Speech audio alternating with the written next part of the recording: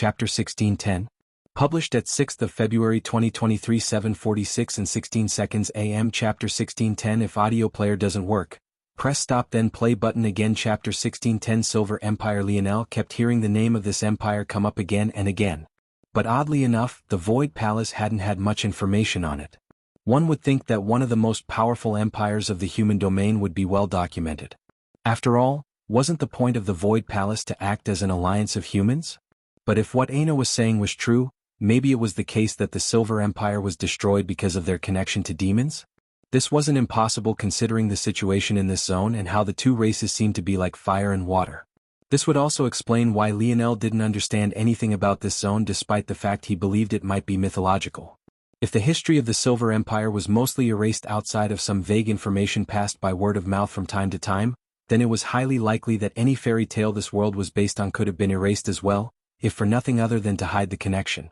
But there was a very glaring issue with all of this. If the Silver Empire could form chaos demons, Lionel didn't believe for a single second that the powers of the human domain could ever destroy them. Just from these last few weeks of interacting with Fiend-class demons, Lionel realized just how large the gap was. If Lionel had to rank himself, he was probably somewhere between a middle and higher Fiend-class demon in talent and strength, and he could use his mind and tricks to bridge the gap. Simply put, if the Silver Empire had been formed of a bunch of Lionels, how could the human domain have possibly destroyed them? Of course, Lionel thought of the possibility that they had actually been destroyed by another race, but he threw that idea out immediately. If another race infiltrated the human domain deeply enough to destroy the Silver Empire, why would the human domain even still exist at all? And even if Lionel was willing to accept that their only target was the Silver Empire and they left everyone else alone, that wouldn't explain why much of the Silver Empire's history had been wiped. The only thing that made sense was that the humans themselves wiped out the Silver Empire. But even that was lacking because the strength Lionel had seen humans display until now shouldn't be enough. In that case, it was likely a complex cobweb of internal strife and external pressure that led to their collapse. Things were rarely, if ever, just one-dimensional in their complexity, especially when the topic was real-world politics, powers and organizations. There was also one more possibility that Lionel hadn't fully considered as well.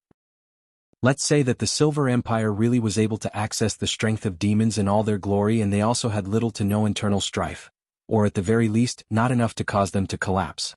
How then would they have fallen to humans? It's very much possible that the core difference here isn't in being a demon but rather force manipulation. Lionel's gaze flashed, a possibility coming to him. Why was it that he struggled so much against the Cobra demon? Of course that demon was very physically strong, but what really set it apart was its magnificent use of force. It took a fairly ordinary force and turned it into an insurmountable mountain Lionel couldn't even climb. Thankfully, dying had been the catalyst for Lionel's soul to separate from his body, resulting in his mind gaining a boost that made him immune to the demon's suppression of it. But that was ultimately the largest issue by far. From what Lionel had seen, though, the human domain didn't have such force manipulation abilities at all. Could it be, then, that the demons of the Silver Empire hadn't been as towering and undefeatable as the demons in this zone? If that was the case, things would make a little bit more sense and the humans might have been able to destroy the Silver Empire given enough willingness to sacrifice. There was a very easy method of telling, though. Lionel didn't really have to guess. How powerful are you now? Lionel asked. Considering Aina had killed those three, including Thela who Lionel couldn't do anything against, her strength should be very great. Don't overestimate me too much, Aina laughed lightly. I might have killed those three, but the truth is that there was a huge battle royale that broke out before you returned. Yes. A lot of the top 10 came out in quick succession. The gap between them was very small. So, obviously, those that lost out wanted to fight for the chance they lost out on. There was a huge battle in the center of the world and they all ended up heavily injured. Half of those injuries on them weren't even caused by me to begin with. They caught sight of me afterward when the fighting was finished. They thought the gap was large enough that they didn't have to worry about their injuries, but luckily they were wrong. Right now I probably just caught up to you again. I didn't have enough time to meditate on the gold tablet anymore, but there should be a lot of room to improve. I've noticed that this world has a very unique method of using force that I still can't quite understand, do you? Lionel fell into silence hearing this question. First, Aina's words confirmed that she, and likely the Silver Empire, were unable to pull out the greatest strength of their demon bodies. That leaves a path for the humans to kill them. But secondly, it seemed that she had noticed what he had as well. I've been thinking about that too, and I think I probably have an answer, but it's really complicated. I'm not quite sure how to take the first step. But if I were to explain it as simply as possible, why are weapon forces the only ones that can evolve? It's likely that all forces have an evolution path. Chapter 1611. Published at 6th of February 2023 7:46 and 16 seconds AM. Chapter 1611. If audio player doesn't work, press stop then play button again. Chapter 1611. Force manipulation. Anna's eyes lit up, but she didn't interrupt Lionel. But I also don't think it's that simple. There's a fundamental difference between weapon forces and other forces, and that's that weapon forces all start from the foundational dimension. Anna frowned. Didn't all forces do that? Lionel's Scarlet Star Force was the perfect example. If not, he wouldn't have to undo the seal step by step. If it was someone else, Anna would have probably interrupted, but Lionel wasn't someone who would make such a rudimentary mistake, so she just continued to listen. When you look at other forces, it feels like that happens as well, but it feels like a rubber band. Lionel chose this example after a while. The stronger the force, the tighter and thicker the rubber. It's harder to stretch, but it's also more resilient at greatest length. It also stores up more energy per length stretched. If you take a normal fire force and you compare it to Scarlet Star Force, the latter is the far thicker and more powerful rubber band, even right from the start.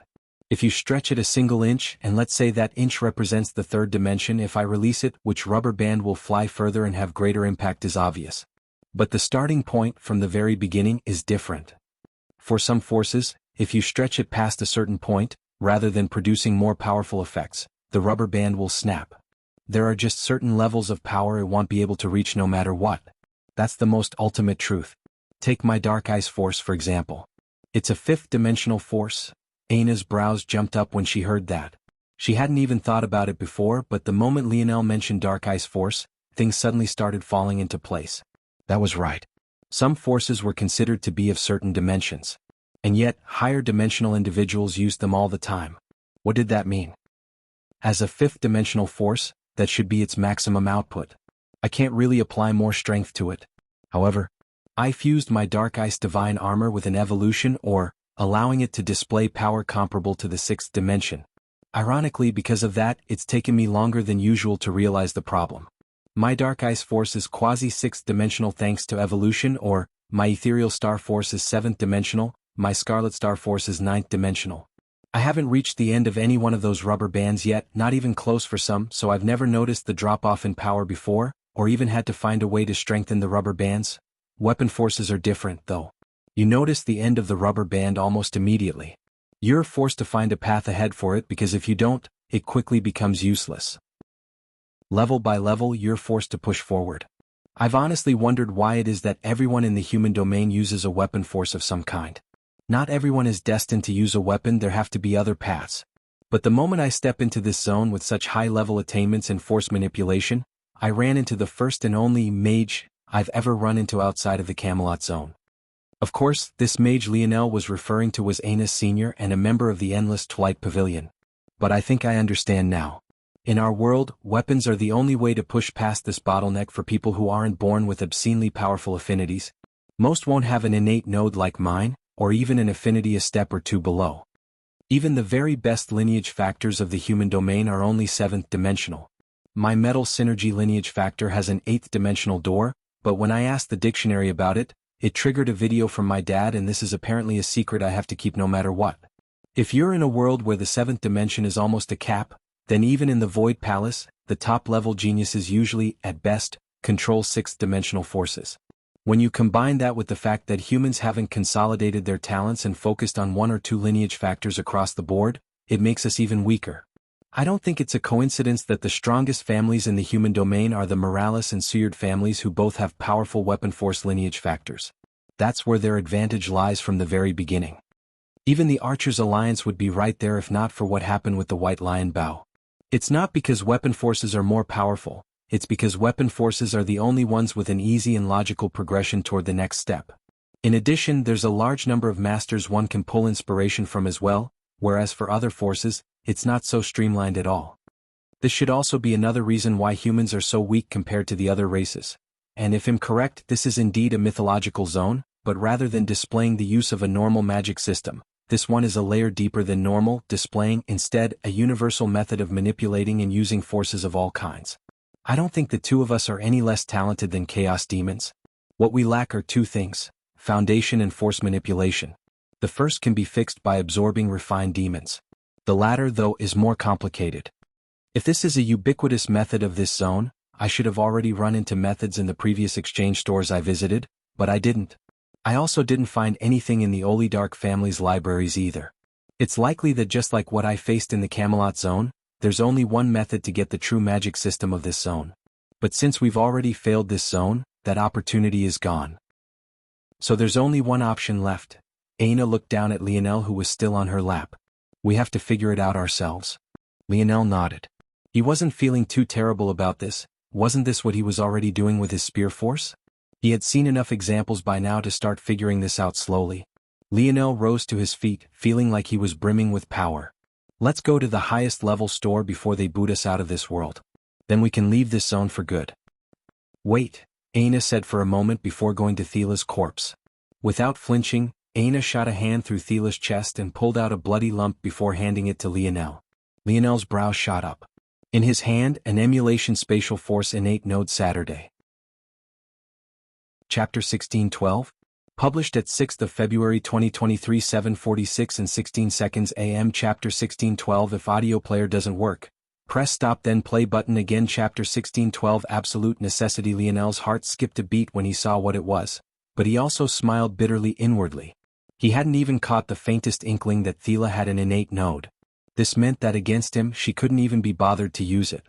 It seemed that even though it seemed as though she had been going all out, her pride since caused her to hold back somewhat, yet it was this very same Thila that was only ranked 13th and even ended up losing when she ganged up on the others with her two seniors. It was quite difficult to accept, even if this was a zone based on a fairy tale like Lionel speculated. In the end, Lionel sighed. Fusing with innate nodes is too much of a crapshoot. Even after decades, Miguel couldn't even use a fraction of mine properly. I doubt this innate node will be very helpful to me, Lionel said lightly. Still, it suits you far better than it does me. Anyone who tries to fuse with a Dream Force innate node like that one without the affinity would be asking to suffer. Lionel nodded lightly. That much was true. The only reason Miguel had even been able to make some use of his innate node was because he had high light and star force affinity to begin with, and he had the help of the bronze tablet to further help him and improve said light affinity. In addition, Miguel's ability index allowed him to devour and improve his affinities. So with innate light and star force affinity, he just needed to focus on improving his fire force affinity. By then, it wasn't impossible for him to make good use of Lionel's innate node. In fact, now that Lionel thought about it, Miguel's use of his Scarlet Star Force was actually still far beyond his own. According to what he knew, Miguel had spent a very long time at the peak of the 5th dimension. Since he had no other methods to improve, he focused everything on improving his lineage factor and studying his innate node. The result of that was quite magical. Even in the 5th dimension, he was able to kill the Patriarch of the Viola, who had been nearing the peak of the 6th dimension, with a single strike. This was something even the current Lionel wasn't entirely certain he could accomplish. Back then, Miguel hadn't even circulated Scarlet Star Force, he simply sent out a sword strike. In fact, it wasn't even in his strongest state. Back then he had used his flexible sword, but his strongest weapon was a heavy sword. In addition, he hadn't revealed his white stone elephant lineage factor either. And yet, he was able to display so much strength. It was clear that Miguel's years of meditation on Lionel's innate node had yielded some excellent benefits. If not for Lionel taking his innate node and severing his path forward, it was hard to tell just how powerful Miguel would be now. Lionel sighed. He actually felt quite bad about that looking back. Back then he was still furious about a number of things, so although he did see Miguel's perspective, he still didn't care to cater to it too much.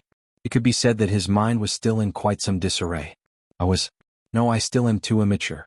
Lionel looked up into the skies, clutching the innate node. Lionel? Are you okay? Aina seemed to notice that something was off.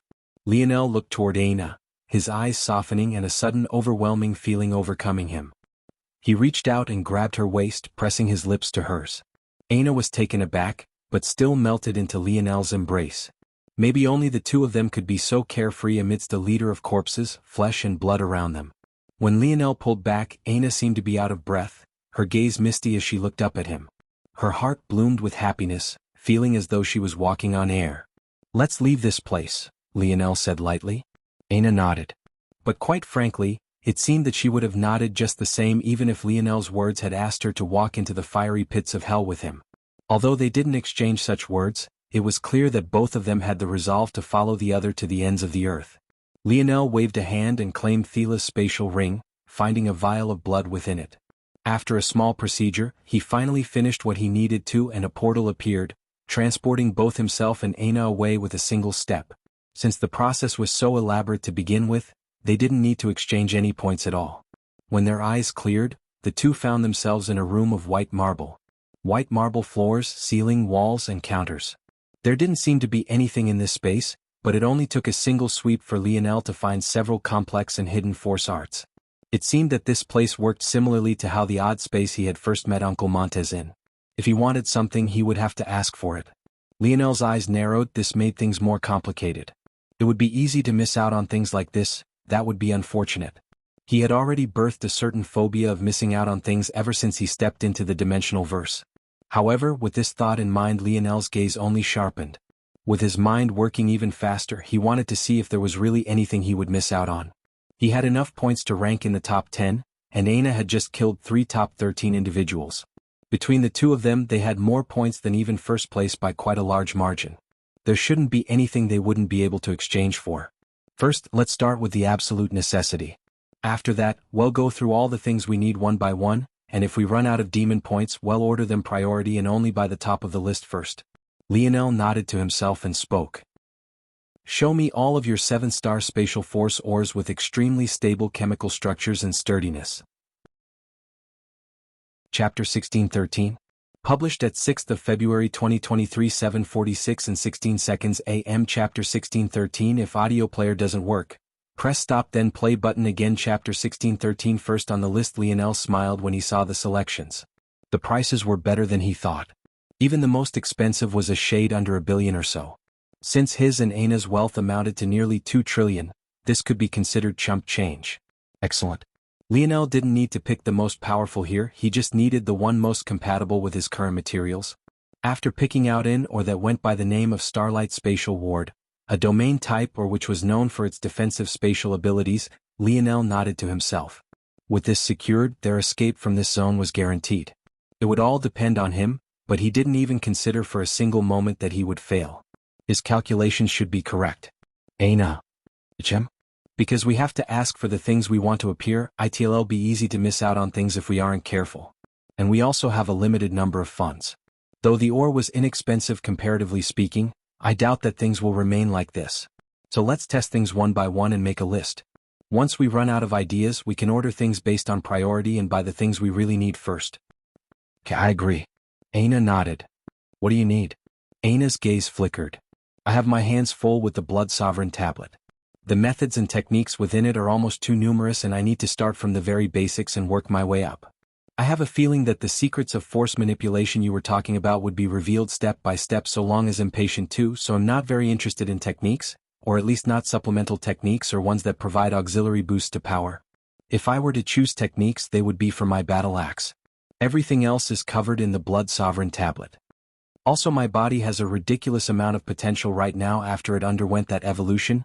I even feel that my Abyssal Panther bloodline was purged. I can't sense it anymore, so I don't feel like I need Fiend-class force pills either. What about your mental coercion? Lionel asked. That. Aina hesitated. I believe the Blood Sovereign tablet talks about it as well. In fact, half of the tablet is related to that. I see. Lionel nodded. It really did seem that Aina had all of her bases covered. And although she mentioned battle axe techniques, she didn't seem very interested in them either. Aina didn't seem to like to be restrained by techniques and her fighting style was incredibly free-flowing. Lionel fell into his thoughts. It seemed that it would be difficult to find things that it would make sense to give Aina. In the past, he wanted her to take more advantage of her bloodline absorption abilities, but now that she had gained the body of a chaos demon, even that was no longer necessary. An innate node maybe? Lionel suddenly asked.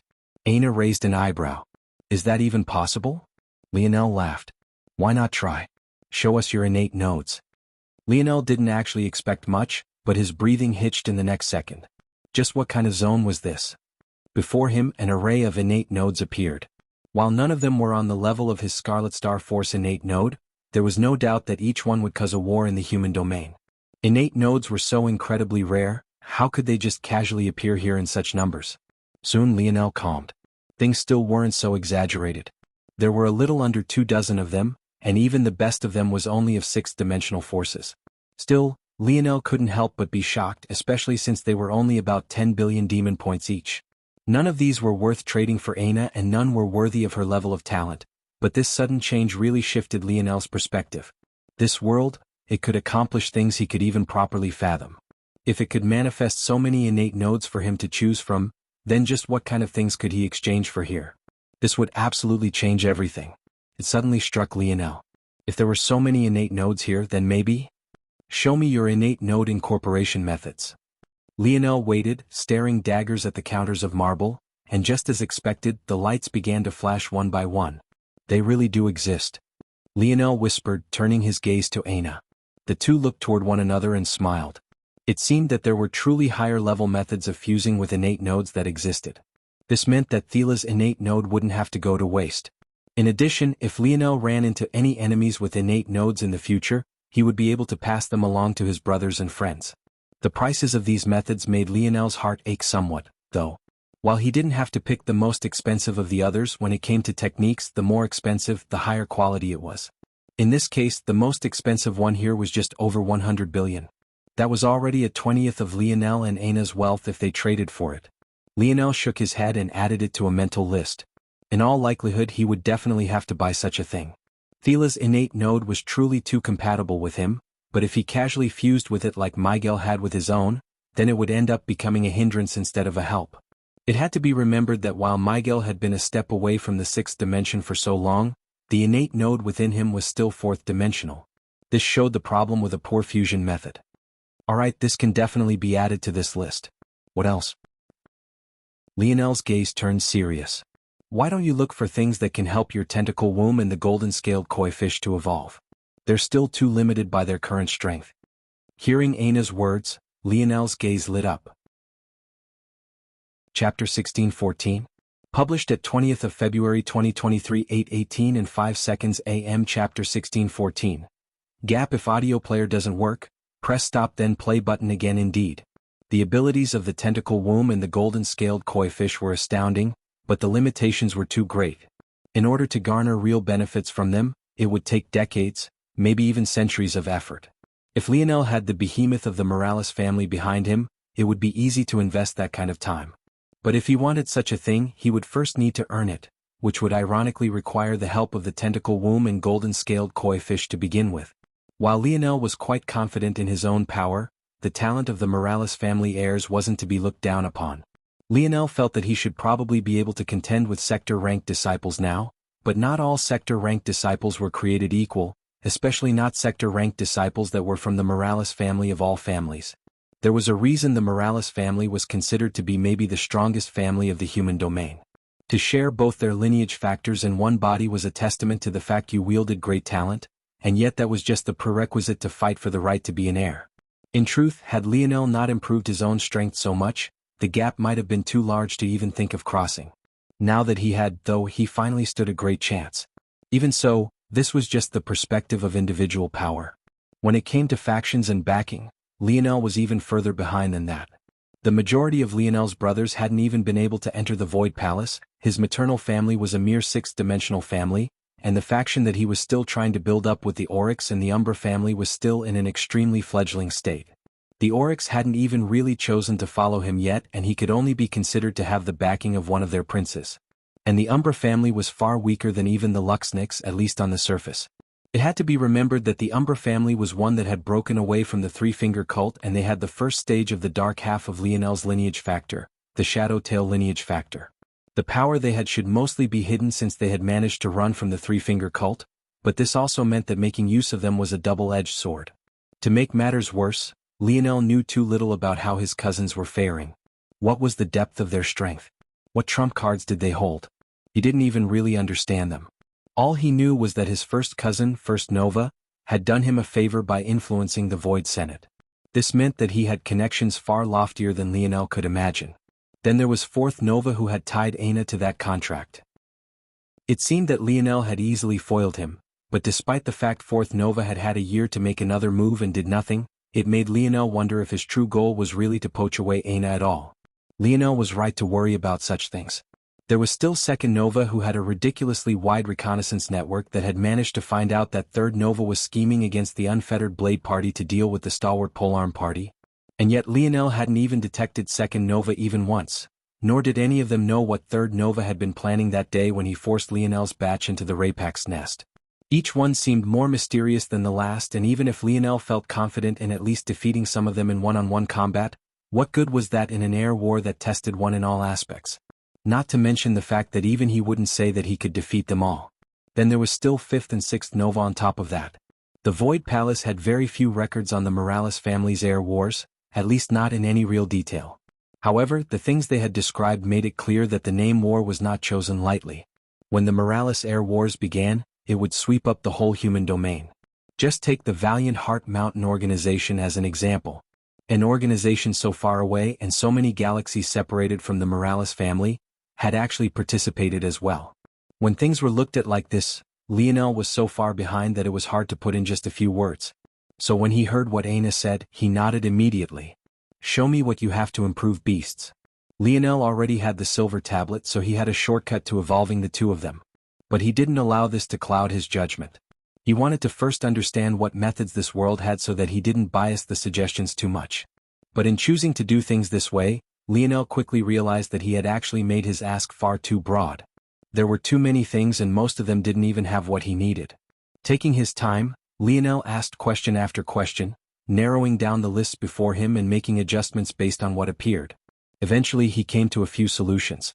The first was that refined demons were a viable option here. Much like refined demon force pills helped him and Aina, they would also be able to help here as well. The second option was the beast crystals of like beasts.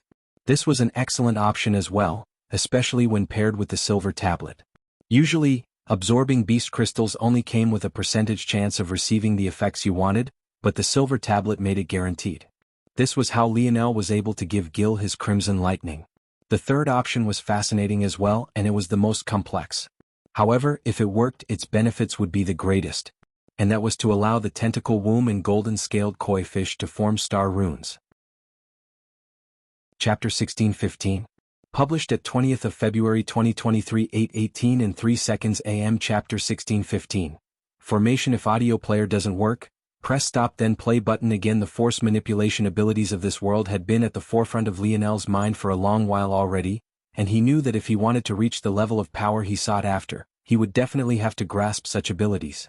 Somehow, the further depth of comprehension one gained in this world, they seemed to be capable of displaying abilities further outside the realms their forces were usually constrained to. Lionel had a certain hypothesis and he felt that it might be correct. Maybe the reason why it was possible to cross dimensional barriers to do battle at all was because his world hadn't grasped these abilities as they should. From the very beginning, Lionel had understood that dimensions weren't simple power levels. They were a qualitative change of being. A fourth-dimensional existence should be able to crush a third-dimensional existence no matter how talented the latter was. That was what science said. However, the likes of Lionel and Aina always seemed capable of breaking these rules. Lionel didn't really understand why this was until something clicked.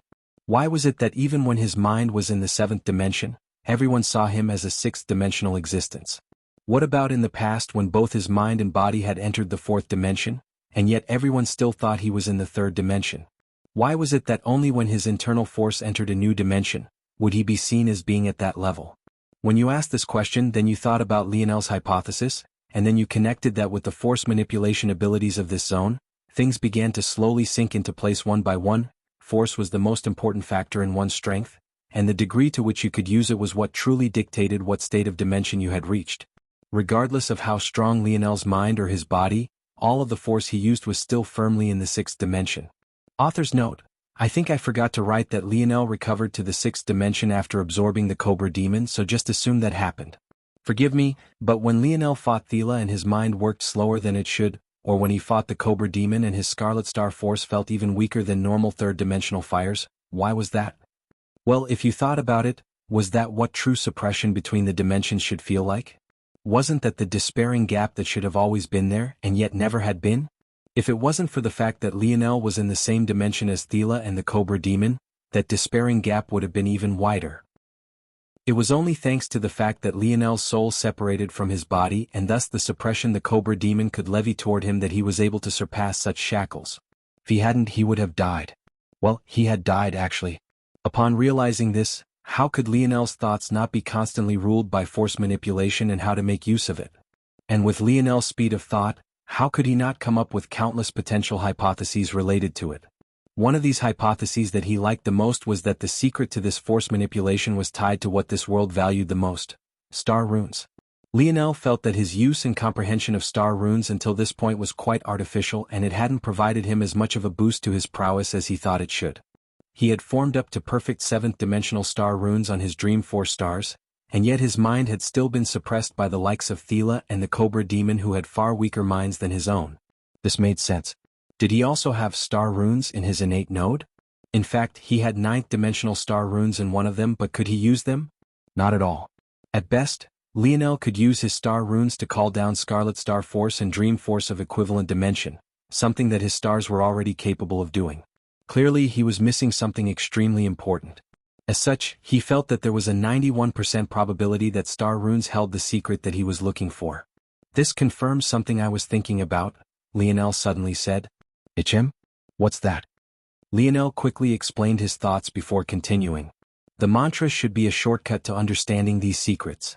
Even though we can't get the full reward of this zone any longer, I think that if we stack up on these mantras, it'll only be a matter of time before we grasp the truth. Even with Lionel's Dream Force talent, he still needed the Dream Force mantra to form his star runes so quickly. If these mantras were able to focus the mind and aid in meditation to such an extent, it was likely that they were the key to connecting with star runes on a deeper, more meaningful level as well. Lionel already had the Dream Force mantra, and it only cost a few million demon points. Stacking up on a ton of mantras shouldn't be too expensive and should be quite easy. He could even get one of every kind so that when he passed down Dimensional Cleanse to everyone, they would be able to grasp these subtleties as well. It was just unfortunate that not everyone would be able to form 9 stars like he had, but he just had to take things one step at a time. Is it possible to teach to beasts though? Aina asked. She hadn't forgotten that this was the main reason Lionel had gone down this rabbit hole. Yes, Lionel nodded. This force art right here, the Dream Star Gathering Beast formation, should do the trick. It costs just under 100 billion demon points as well, but it allows me to set up a formation that places both myself and a target beast into a dreamlike state. Through that state, I can pass on the mantra or even cultivate it for them. Chapter 1616. Published at 20th of February 2023 8:18 and 1 second AM. Chapter 1616. Sovereign, if audio player doesn't work, press stop then play button again. 100 billion? That's quite steep. Can't you do the same thing with your connection with them? Aina asked. Every beast and master had a connection between them. This formation just seemed like an unnecessary step. In addition, they already likely had to allocate a 100 billion to the innate node fusion method, so they had to be cautious with what they spent the rest of their demon points on. There's a connection between beast and master, yes, but it's quite vague. For example, I can't understand exactly what little black star is saying. I can only try to decipher it based on the emotions he's sending my way. Sending something as complicated as a mantra would be impossible. At the same time, the comprehension abilities of beasts are often based on their innate instincts. If I wanted them to learn a human-created technique like this one, it would be impossible. The only other way would be to have them naturally comprehend star runes on their own, but how could that be possible? Aina nodded slowly. Then what about the star runes themselves? How will they use star runes without stars? Will you teach them Dimensional Cleanse with this formation as well? No, I'm going to use a different method. According to this, it's possible to inscribe it directly onto their beast crystals. I just need to guide the process. Doing so will cause a qualitative change in their combat strength. Aina nodded again. She didn't really doubt Lionel, she just couldn't help but smile when he explained things. The path beasts took was inherently different from that of humans. For example, beasts were much more reliant on their ability indexes. Since we're on the topic of beasts, I should probably also try to find something that will help Little Black Star. He absorbed a Shadow Sovereign, so his ability index is much more powerful now that it was in the past, and before that he also absorbed Void Beast blood. The little guy is already very powerful because of that, so there's really not much to do outside of helping him inscribe some Darkness Star runes on his beast crystal.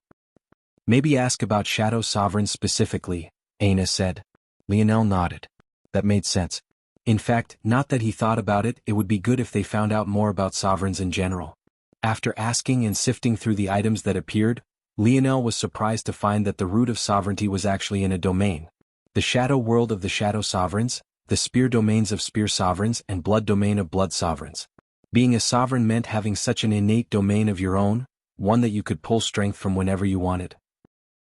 Outside of this, though, the similarities between sovereigns mostly came to a stop and each had their own methods of improving and their own uniqueness. For example, Shadow Sovereign could absorb other Shadow Sovereigns. Blood Sovereigns could absorb blood to change their very constitution. Spear Sovereigns made all spears useless before them except in the face of another Spear Sovereign. The abilities were wide-ranging and they manifested in different ways. The only thing linking them was dominion over a certain domain. Lionel didn't end up finding anything Blackstar absolutely had to have, but he learned a lot more about this enigmatic sovereign title he kept hearing so much about before moving on. Wait. Lionel's gaze flashed. Show me materials related to making sovereigns. It was a shot in the dark, but Lionel felt that it was possible. If he was correct, the spear domain ring's real purpose was to create spear sovereigns. That was why that woman had mistaken him to be one. In addition, the abilities of a shadow sovereign seemed to be something you could pass along since they could be absorbed between them. Maybe if there was a catalyst you could take the ability for yourself. Surprisingly, the shop really did have items of what Lionel needed. The first thing Lionel saw was a book called Path of the Spear. There were all sorts of books here named just like this but for different weapons as well. They were too expensive, just tens of millions of demon points. Lionel concluded from this that these books weren't rare, but considering the fact there weren't spear sovereigns running around everywhere, it obviously wasn't a simple task even if you had one. Just from their introduction, Lionel felt that they were far inferior to his spear domain heirloom in this respect. However, he still added them to the list because this systematic method of progression might contain secrets he could use to comprehend how to improve his other forces as well. In addition, they would help his brothers. Of course, he was also very interested in how to organically become a Bao sovereign as well. If there was anyone who could do it, he felt like he should probably be at the top of the list. After another scan, Lionel realized that there was nothing here about becoming a blood sovereign. It seemed that it was likely impossible to do so without being born one, or at the very least, they didn't have such methods here or they weren't willing to sell them. It also seemed, unfortunately, that this was also the case for shadow sovereignty. From the looks of it, only weapon sovereigns could be created, but even then you needed great talent and affinity for the weapon to begin with. Still, Lionel was satisfied with adding those books to the list. He had a feeling that their comprehensive explanation of the path of weapons would be far better than anything he could find elsewhere. Like this, about 201 billion points are allocated for what's already on the list, so that's 10% of our budget gone already. Lionel's eyes narrowed. There was nothing he could do about how quickly the funds were disappearing. He could only press forward and take what he could get. Show me everything you have related to Scarlet Star Force, Lionel said. The human class sector hadn't had anything like this, but maybe the fiend class sector would. If not, he would also check everything they had related to Emulation Spatial Force. Since he was already starting way behind in the force manipulation game, he had to try to learn as much as he could. When the counter flashed and the items began to appear, Lionel's brows rose slowly. Chapter 16-17. Published at 20th of February 2023, 8:18 a.m. Chapter 16-17. First step: if audio player doesn't work, press stop then play button again. Destruction Sovereign.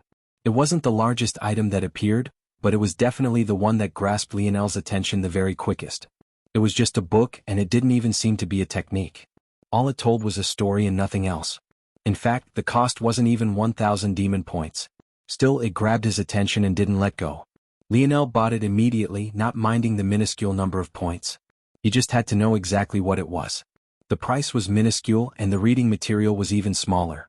With Lionel's thinking speed, even though his dream force hadn't quite recovered, his pace of reading was simply too quick.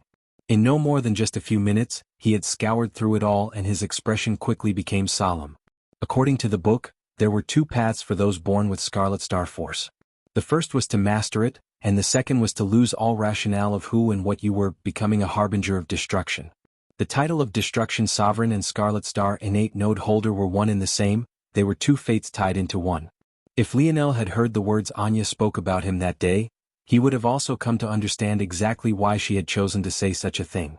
It was only now that Lionel understood that the 100-year deadline Y Star Order had given him was no small joke. It wasn't just his life that was on the line, it may very well be the lives of everyone.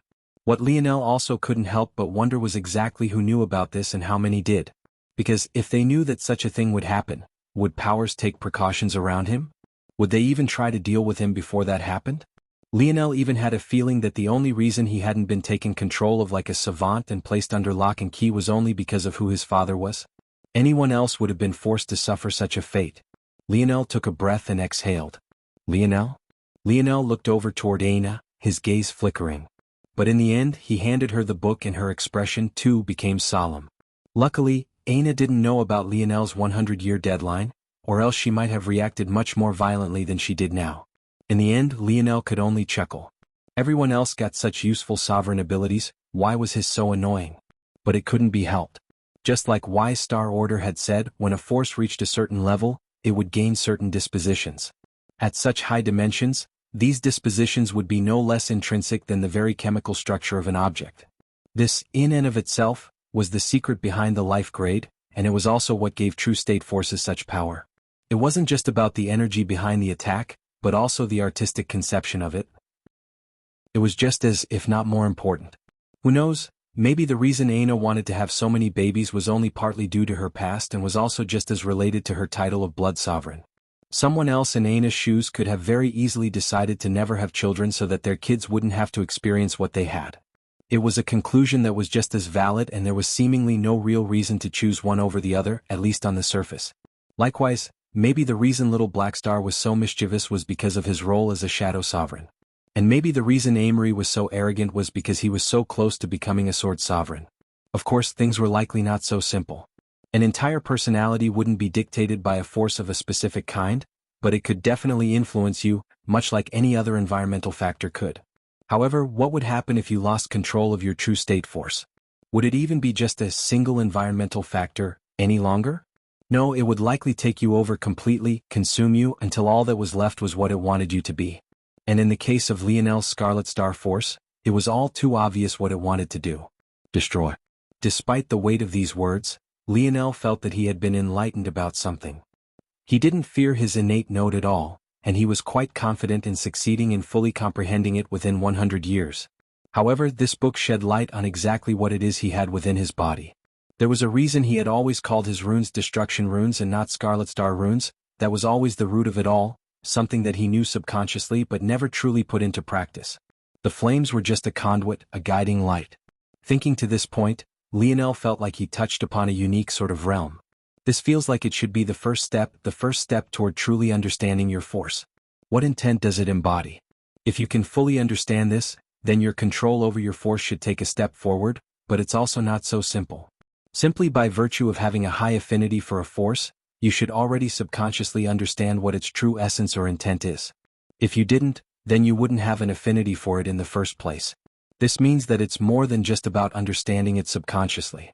Something about bringing the subconscious into the conscious causes a change. It might just be a simple change at first, but as you move forward into the future, it will snowball. And then, Lionel flipped a palm over, causing a seemingly delicate flame to appear.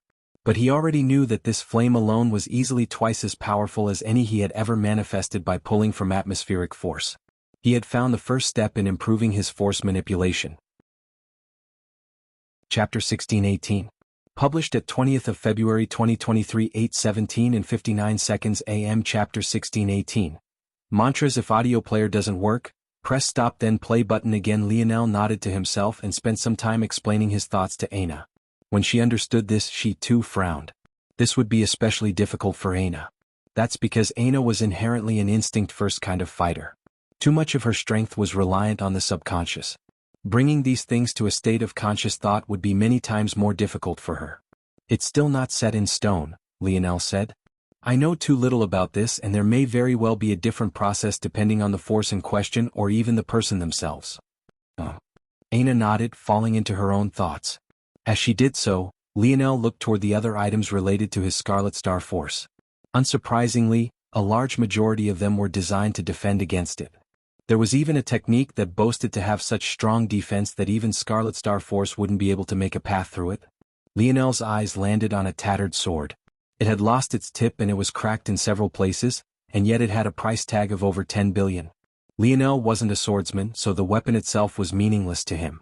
And even if it had been a spear, his spear domain ring would have shattered it. He might have only had some interest if it was a bow or arrow. At least initially. But Lionel still gave it a second look for one simple reason. Why would a broken sword appear here? He got his answer the moment he read the description.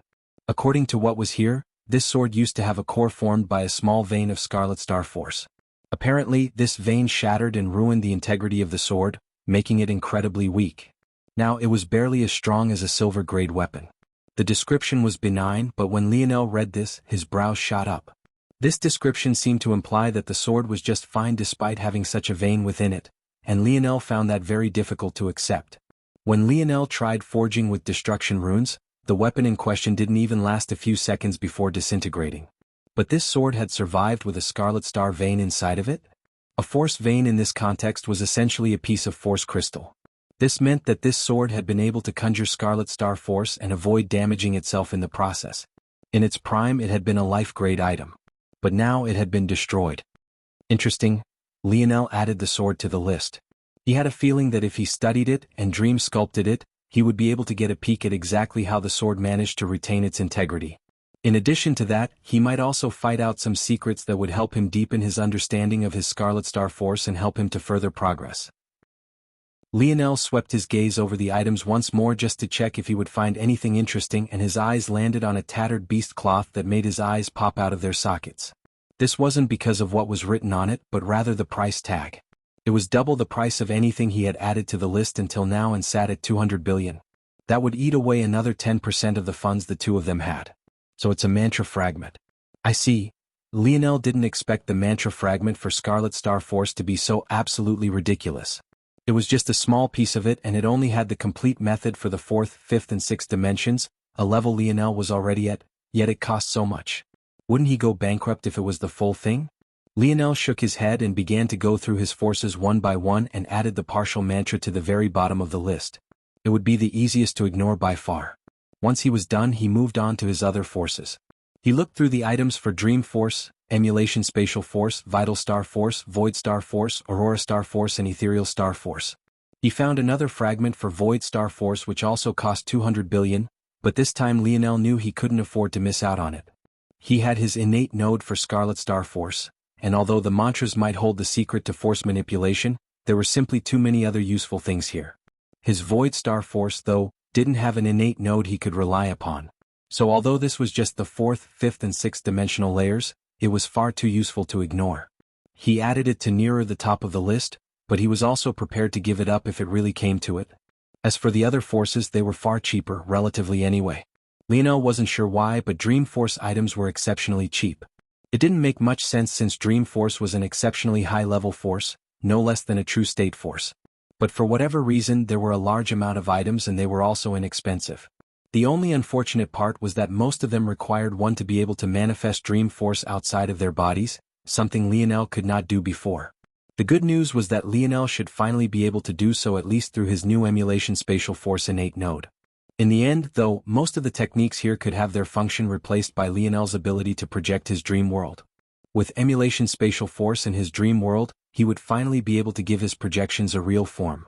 And, with his high Dream Force affinity, he should be able to use it to a better degree than Thela, should he catch up with her force manipulation abilities, that is. Chapter 1619. Published at 20th of February 2023 8:17 and 58 seconds AM. Chapter 1619. Rebuild. If audio player doesn't work, press stop then play button again. As for the remaining forces, Lionel found the mantras for them all and added them to the list. By the time he was done, another 500 billion demon points had been potentially allocated for a total of 700 billion. Of this 500 billion, 200 billion was for the Void Star Force mantra fragment, but surprisingly, another 200 billion was allocated toward Vital Star Force. The mantra for Vital Star Force cost 100 billion. Luckily it was completed. But Lionel also allocated another 100 billion to a technique that caught his attention. The technique was called Vital Forge. It used Vital Star Force and recreated effects similar to what Lionel had experienced in the Dimensional Cleanse trial world. It created an exceptionally heavy atmosphere and it took advantage of the great density of Vital Star Force to push other forces away. This technique could be used one of two ways. The first was the most obvious, and that was as a domain of sorts. Much like the dimensional cleanse world, it was a great suppressive tactic. The second, though, was the real reason Lionel chose it, and that was because it could be used as a training method. What drew Lionel to it wasn't the fact that he could use it on himself, but rather that he could use it on others to slowly push out more of their potential. If this was used in conjunction with refined demons, the benefits would be even more outstanding. In addition, demons were a limited commodity. Although Lionel and Aina had killed hundreds, they would eventually run out. Using this method, though, there would be a method of continuously improving his friends and subordinates. In fact, there was even a method within this technique to set up a formation so that Lionel wouldn't have to act personally. As for the remaining 100 billion, it was used on the other forces, including rudimentary mantra that touched upon the simplest of the elements. Everything from fire all the way to space. These mantras were the simplest and most wide-ranging. Lionel had added these to the list for two reasons. Firstly, he would have all his bases covered when it came to the mantras his people would need. And, secondly, there was a small chance he might be able to find a method to combine the effects to gain what he needed. For example, if he took the fire mantra, light mantra and star mantra, and managed to fuse them, could he get something close to what he needed for his Scarlet Star Force? It wasn't likely since there was more than one Firelight Star Force in existence, just like there was an Aurora Star Force to the existing Chaotic Particle Force, both of which were Earth Dark Star Forces. But Lionel thought that it was worth a try. Within this price, Lionel had also gotten a mantra for Aina. With the Blood Sovereign Tablet, Aina didn't need Life Force, Blood Force or what she called Coercion Force mantras. But her new Chaos body had come with the use of a top 5 lightning force known as Blaze Lightning Force. The Blaze Lightning Force mantra took up at least 20% of the price all on its own. 700 billion used up, potentially. This leaves about 1.3 trillion remaining. The points were disappearing quite quickly, but Lionel could only sigh. Until now, he had only added auxiliary items and there was nothing that directly increased his strength or survivability, at least not without time. The good news was that such things should probably be cheaper. It only made sense that techniques, formation methods and mantras would be more expensive than usual treasures. Alright, it seems like with all that out of the way, I can focus on more tangible resources now. That choice I made should pay off now. The choice Lionel was referring to was something that happened while he was being eaten alive. While the experience was absolutely horrible, it also provided him with an opportunity. The first opportunity was watching his body be reconstructed once again from the ground up. He had memorized that process in its entirety, down to the smallest detail, so his comprehension of his body, his lineage factors, and how they interacted was on a whole other level. The second opportunity was related to his divine armors. Usually, Lionel's divine armors would regenerate along with himself. But this time he chose to purposely shatter the kernels they represented. Not only did he shatter them, but he also undid the work he had gone through with his metal body as well. Right now, Lionel's body had lost much of its metallic properties and he could be considered to just be a normal sixth-dimensional existence without an added boost to bodily strength. Being eaten alive was horrible, but it allowed Lionel to hit the reset and undo many of the mistakes he had in the past. The first thing he wanted to do was rebuild his affinities. He had originally built his metal body to resist his Scarlet Star Force. This was a poor choice on his part and clashed with his divine armors. The best function of metal body and divine armor was in building affinities, and they worked the best together. But Lionel already had a high fire and light affinity, but he wasted his metal body in consuming more to increase it even further. He had taken the wrong approach to begin with. And second, he wanted to rebuild his divine armors. Originally, his first divine armor was heavily reliant on spatial affinities, and his second was more of a water force and spatial force fusion. They didn't stack well together and that was a problem. In addition, if Lionel fused with Thila's innate node perfectly, then he wouldn't need his divine armors to provide him spatial force affinity any longer since he would now have dominion over a top 5 spatial force. So, Lionel had already decided what he would do. He would rebuild his metal body based on water force and vital star force. He would then rebuild his divine armors with his current level of skill around these two forces as well. The multiplicative stacking effect would be able to bring out the true power of his metal synergy bloodline, and he had a whole shop worth of stuff to scoop up. It would never be easier for Lionel to gather up the materials he needed than right now. Chapter 1620? Published at 20th of February 2023 8:17 and 57 seconds AM. Chapter 1620, 500 billion. If audio player doesn't work, press stop then play button again. Lionel didn't want to have to get eaten again to gain another opportunity like this one. If it wasn't for his mental fortitude and his powerful mind, he may very well have lost his sanity entirely. So, no matter what, he had to get things right this time. He chose Water Force and Vital Star Force after much deliberation, but he felt like it was the right choice to make. The choice of water was the most obvious. It was the one affinity that he really needed that he didn't have. During the reconstruction of his body, he realized that Aina had been very correct. He had a very strong dark force affinity, one that he didn't quite understand even now. In fact, it wasn't just dark force, it was something else that he couldn't seem to grasp fully. He didn't know why this was, but he had a feeling that it was related to his father's appearance that day in the Rapax next. He would have to wait until that old man appeared again to ask, or he would have to see if the dictionary had an answer for him. Who knew, maybe his father had left him behind another one of those messages. This aside, of the three forces that made up Void Star Force, the one that Lionel didn't have was Water Force. He needed to focus more on increasing its strength, and only then would he be able to build up to creating the Void Star Force armor he wanted to.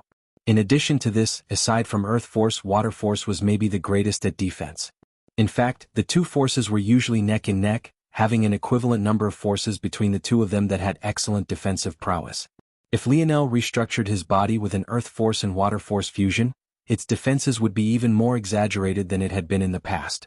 Not only would he be able to resist blows, but even for the ones he couldn't just outright tank, he would be able to disperse them and weaken their impact. He could maximize these effects as well by choosing Water Force ores that were especially known for such abilities too. When it came to Vital Star Force, while Lionel's General Star Force affinity was exceptionally high thanks to his Scarlet Star Force, he didn't have a specific affinity for Vital Star Force itself. Due to this, while his ability to use Vital Star Force was far above his ability to use Void Star Force, it wasn't as high as it could be. If put into perspective, Lionel's Fire Force affinity was at an 11 on a scale of 1 to 10. His Light Force affinity was at a 10 on that same scale, and his Star Force affinity was between an 8 and 9. However, his affinity for Vital Star Force specifically was at around a 6 to a 7. This was actually quite excellent and far more than the vast majority of people. But Lionel felt that he would greatly benefit by raising that number to a 9 and maybe even potentially a 10 in the future. The reason that Lionel was lacking in Vital Star Force affinity was because it was 1 part Life Force and 1 part Star Force, and he very much lacked in Life Force. So, in reality, it was much more accurate to say that Lionel would be building up his metal body with Life Force-related ores instead to slowly boost his affinity. As he did so, his Star Fusion, self-created technique would gain far more strength, and rather than just boosting his body, it would even gain the ability to directly boost the strength of his divine armor as well.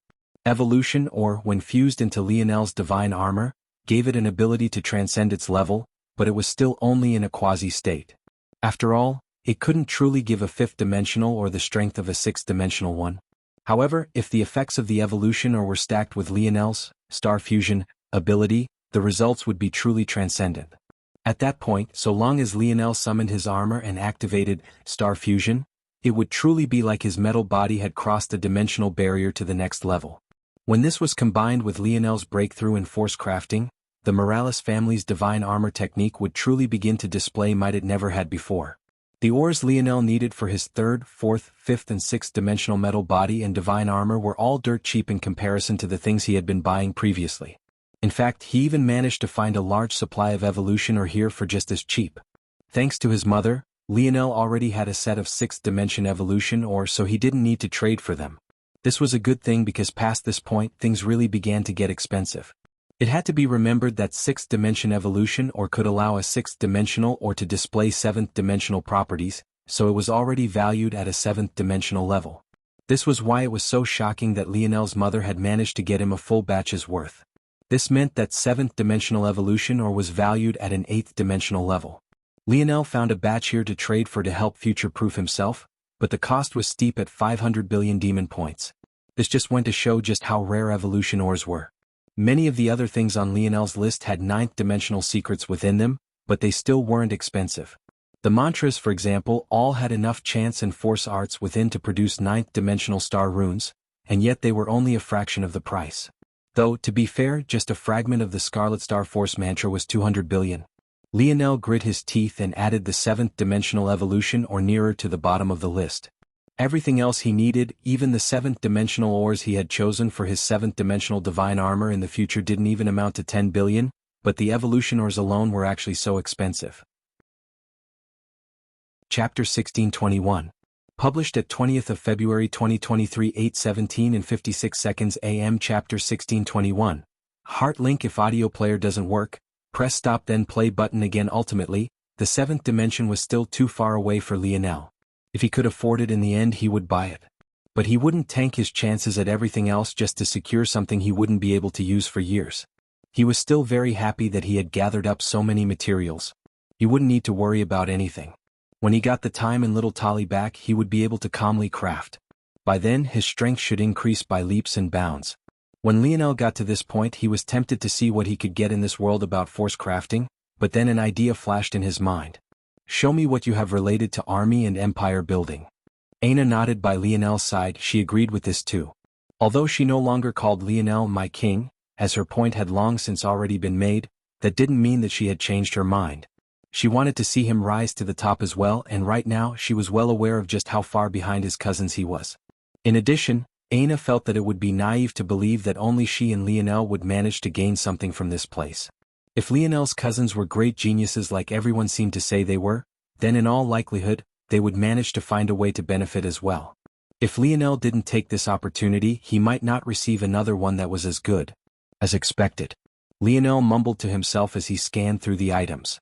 The vast majority here were formation-type items, as this would be the foundation of most powerful empires. If you didn't have a strong large-scale force art capable of pulling from the atmosphere and protecting your territory, it would be all too easy for others to infiltrate and cripple your foundation. What Lionel hadn't expected, though, was for there to be force arts for armies as well. He had only casually thrown the additional like in, as he also wanted something that bolstered his subordinates' battle prowess, but this was greatly unexpected. So this is possible too?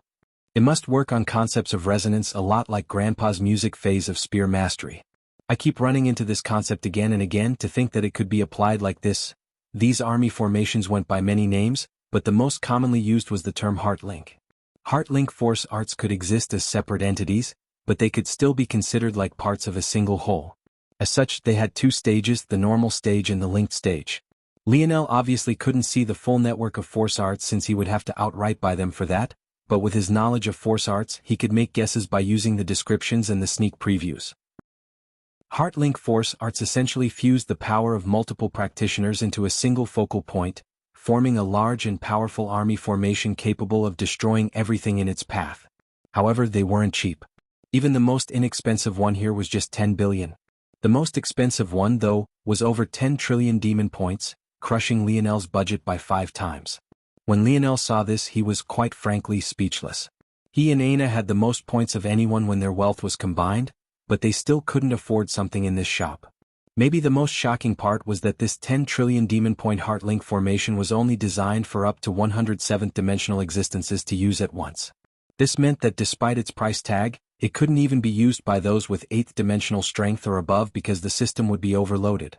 In comparison, the cheapest one could be used by up to 100,000 5th dimensional existences at once. It was clear and obvious that size truly didn't matter in this case. For there to be such an enormous price difference, there had to be a reason. When reading the description, though, the answer was obvious. The 10 trillion demon point formation only needed 100 tier 1 7th dimensional existences to wield the power of a tier 1 8th dimensional existence. And, if you managed to gather 100 tier 9 7th dimensional existences, then you would have the power of a tier 9 8th dimensional existence. The cheapest formation was similar, but it required 100,000 individuals to jump up an entire dimension. Of course, it was easier to find 100,000 5th dimensional existences than it was to find 100,000 7th dimensional existences. But odds were, if you had such a number of 5th dimensional existences willing to listen to your commands, then you also weren't lacking in 6th dimensional existences either, and this heart link force art would be more like a cherry on the top for you. This also didn't mention the weakness of the cheapest formation either, and that was that twofold. Firstly, it wasn't plug and play and required comprehension on the part of the soldiers. And secondly, all 100,000 had to have the same affinity. These affinities didn't have to be exactly the same, but they had to share the same base element. Meaning, you had to have 100,000 existences with fire force affinity, for example. The most expensive formation didn't have these drawbacks. So long as you built the army's armors to the proper specifications and the users had the appropriate strength, that was all the requirements you needed to meet. Of course, the worst part about both of these heart link force arts was that having the force art was just the beginning. These force arts would obviously need to be drawn on something, and that something would be armors. In order to withstand the power of such a resonance, these armors wouldn't be cheap either. So, even if Lionel had 10 trillion demon points to spend, he would need another 10 trillion or so to build the 100 armors he would need. Plus, that didn't address the biggest elephant in the room. He himself wasn't in the 7th dimension. Where would he get 100 such existences from, exactly? If he had such powerful subordinates, would he even need to worry about this air war to begin with? Chapter 1622. Published at 20th of February 2023 8:17 and 55 seconds AM. Chapter 1622. Only 2 grades if audio player doesn't work. Press stop then play button again. That's unfortunate, Aina said lightly. However, when she looked toward Lionel, all she saw was a wild grin. It's not unfortunate at all. In fact, I'm at least 80% certain that I can create my own. I understand the principle behind it already, and I think I have the skill to surpass this by a large margin. Aina blinked, her gaze sparkling. She didn't doubt Lionel. He wasn't one to speak without cause. In fact, he usually preferred to not speak at all. It could be said that if it wasn't for their relationship, he would have just kept this to himself, quietly calculating until he figured it all out. I have a feeling that these aren't the best formations this world has to offer. With their comprehension of force manipulation, they should have force crafting leagues beyond what I can do currently. Look at this one here. Lionel pointed to the most expensive one. It looks grand and imposing, but the truth is though they require 7th dimensional existences, the actual design for the base armor the army would use is just for a set of 100 silver grade armors. Although they use higher class materials to make up for it, such a shoddy design couldn't possibly step into the gold grade, let alone the life grade. The black grade was the 4th dimensional equivalent, and likewise the silver grade was 6th dimensional, the gold grade 7th, and the life grade 8th. This formation required 7th dimensional existences, and even the armors used 7th dimensional materials and even some 8th, but Lionel still evaluated the overall product as silver grade. It's clear that whoever created this Heartlink force art is an expert in formations, but when it comes to force crafting they're very lacking. So, to make up for their weaknesses, they could only throw money at the problem, using very expensive materials to make up for lack of skill and foreplanning. Aina's gaze flickered. Right now, Lionel was casually commenting on silver grade and above grade armors, but wasn't he too in the 6th dimension? What stage had his force crafting reached exactly? Did you become a gold grade force crafter? Aina asked. Gold grade. Lionel paused for a moment before smiling mysteriously. Strictly speaking, I can create life grade items now. Aina's brows jumped, her heart beating erratically. Life grade? Wasn't that 8th dimensional? How was that even possible? Lionel laughed. You probably think that I can create 8th dimensional items, right? No, I can't do that. But my creations could display prowess far above the level of the materials I used to create them, that much is certain. I just view things differently now. Black grade, bronze grade, silver grade, gold grade, life grade? I don't think that there are so many categories of weapons and treasures as I see it. To me, there's only what is life grade and what isn't. Lionel's eyes sparkled like the radiant beams of the sun. If it wasn't for the fact the demon world had no materials to use, would he even have been put in such a sorry situation? Absolutely not. You mean? Aina whispered softly. I mean that what separates life grade and gold grade is an item that is so perfect it transcends the individual materials used to create it to form a new whole. This item forms a spirit, a lot like true state forces have personalities of their own because it becomes a supremely unique existence of its own, a new life, if you will. I just mean that regardless of the dimension, I'm certain that I can create crafts that can reach that state. Lionel shifted his gaze from Aina and looked back toward the most expensive Heartlink formation. According to this, the armors that are needed are quasi-life grade. But I'm pretty certain you could throw any 8th-dimensional material into a crafting process and then call it quasi-life grade because by virtue of its existence alone, the weapon would be supremely powerful. But as I see it, it's just all fake nonsense. This can't be considered quasi-life grade, at best it's silver grade. Right now, the only thing holding me back from crafting high-level silver grade crafts and beyond is my own weakness. My force isn't powerful enough, my finger designation is still too low, and little Tali is still an infant. In the future though, I don't think I'll experience any bottlenecks in force crafting until I reach the true life grade and the 8th dimension. I see. Aina nodded. If things were as Lionel said, then it really wouldn't be difficult for him at all to create his own formation. Now that he knew it existed, he could form his own. Although he couldn't be able to make one capable of using seventh-dimensional existences due to his own weaknesses, he would definitely be able to make one that utilized sixth-dimensional existences to battle seventh-dimensional ones given some time. In fact, Lionel was even thinking of forming a two-person Heart Link Force art that could only be used by himself and Aina. Or maybe a two-person one that could resonate between himself and Little Black Star. And the best part about all of this was, he would finally get to create his own cool uniforms. A two-person one could either be much less complicated or much more depending on how you look at it. It's obviously much easier to produce great strength with more people as opposed to less. But a two-person formation obviously has less variables as well. But this should work out nicely. With things like this, Aina won't have to sing in battle for us to resonate anymore. And, given our talent, our bodies can also take much more pressure than most army soldiers would be able to. This could definitely work well. Lionel nodded to himself and just let a section of his split minds handle the computations. There was nothing else of interest among the items, and he didn't need any empire formations just yet, as he didn't even have a base of operations. In addition, since he would form his own Heart Link formation, he didn't care to add any of these to the list, so he simply moved on. Now, he had less than 800 billion demon points remaining, and he had to make the most of it. Show me items related to metal spirits. Chapter 1623. Published at 20th of February 2023, 8:17 and 54 seconds AM. Chapter 1623. Maturity. If audio player doesn't work, press stop then play button again. Little Tali was Lionel's greatest reliance. In fact, even in comparison to Little Black Star, the little one was Lionel's greatest partner. If Lionel prepared things for Black Star, he couldn't possibly forget about Tolliver. Lionel hadn't really done anything special for Tolliver in his lifetime. Outside of feeding the little one as many ores as it could manage, there was really nothing else to do. At the same time though, Lionel had to be careful about this.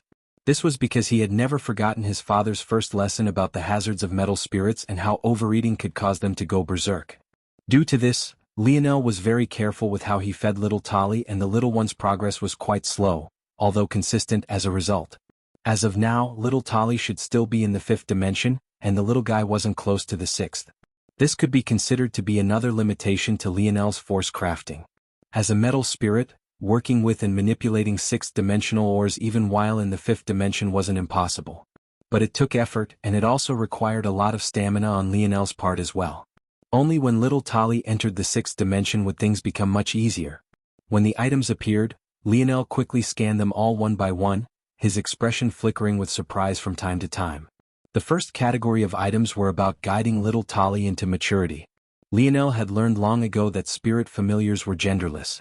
Usually they would choose as they pleased once they reached this point of maturity. Lionel hadn't really thought much about it before, but he never really considered exactly what maturity meant.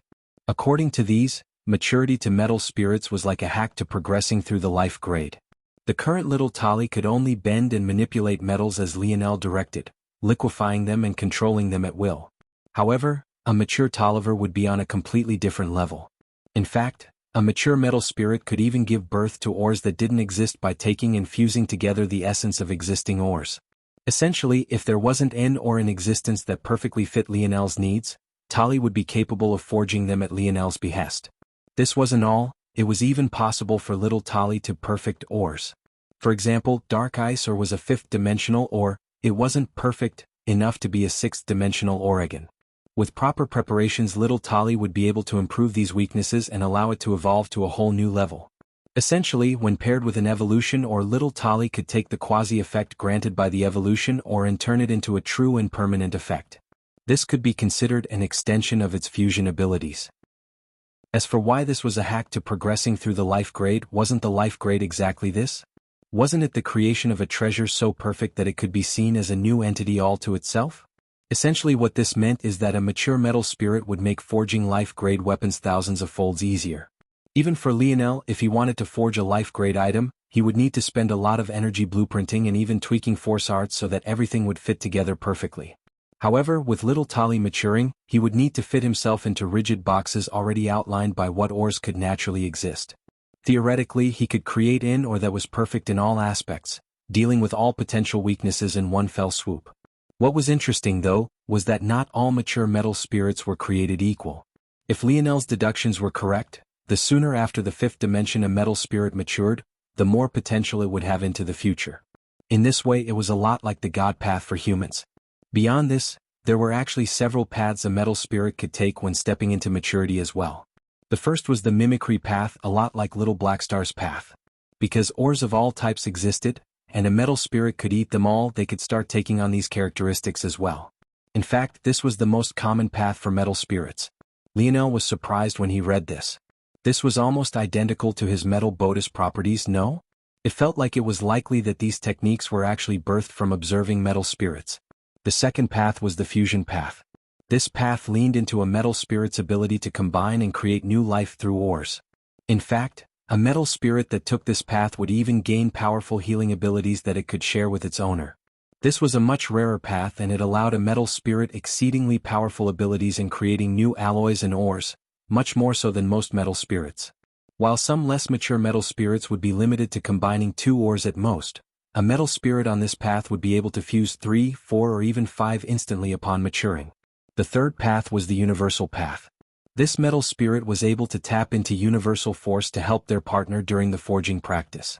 Those with this metal spirit had seemingly endless stamina and could forge hundreds of weapons at once without the slightest issue. The fourth and final path was the pure path. This metal spirit was a jack of all trades but a master of none. However, depending on the resources it was fed, it would likewise be able to improve in all areas. This path was by far the most expensive and the most involved. And the requirements were exceedingly difficult to meet. In order to take this path, one had to allow one's metal spirit to step into the 6th dimension while under a force eruption. Such a requirement truly left Lionel speechless. Of course, the worst part was that this was just the introduction. If he wanted the complete method, he needed to pay 500 billion demon points. Chapter 1624. Published at 20th of February 2023 8:17 and 53 seconds AM. Chapter 1624. Most popular. If audio player doesn't work, press stop then play button again. Lionel could only grit his teeth and add the method to the list, leaving him with only 300 billion demon points. Of which, he used an extra 100 billion to allocate the materials he would need to help the process along, ultimately leaving him with 200 billion demon points he had yet to use. Suddenly Lionel felt very poor.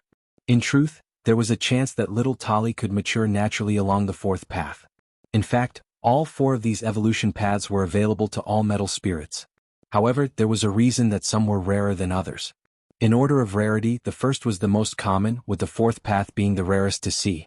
Metal spirits were rare already, but those that could naturally enter the 4th path were less than 1 in 10,000, with the vast majority entering the first, about 10% entering the second, and about 1% entering the third. Lionel simply couldn't leave his fate up to a 0.1% chance, so he had to take matters in his own hand. The trouble was that it cost 600 billion demon points. He didn't even know where he would find a force eruption. He had only experienced one in his lifetime, and that was back on Earth. However, obviously, he couldn't use a mere 4th-dimensional force eruption. It had to at least be a 6th-dimensional force eruption, which was only likely to happen when a world was evolving from the 5th dimension to the 6th. Earth was obviously a great candidate for this, as it would be entering the 6th dimension soon. But he would still have to rely on a bit of luck, as he wouldn't exactly be able to predict where they would appear. Lionel shook his head. There was no use in harping on these matters.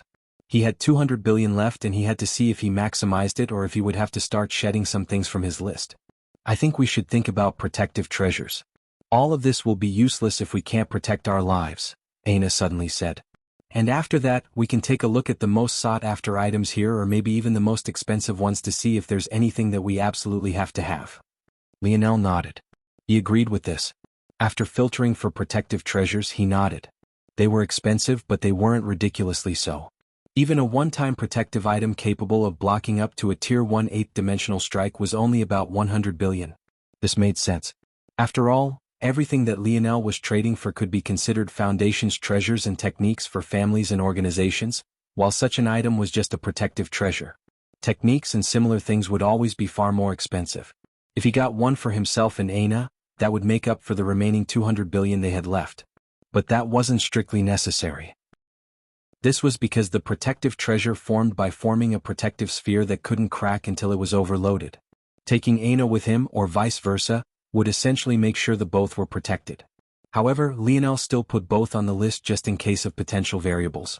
If it came down to it, he would give up one and only buy one that he gave to Aina.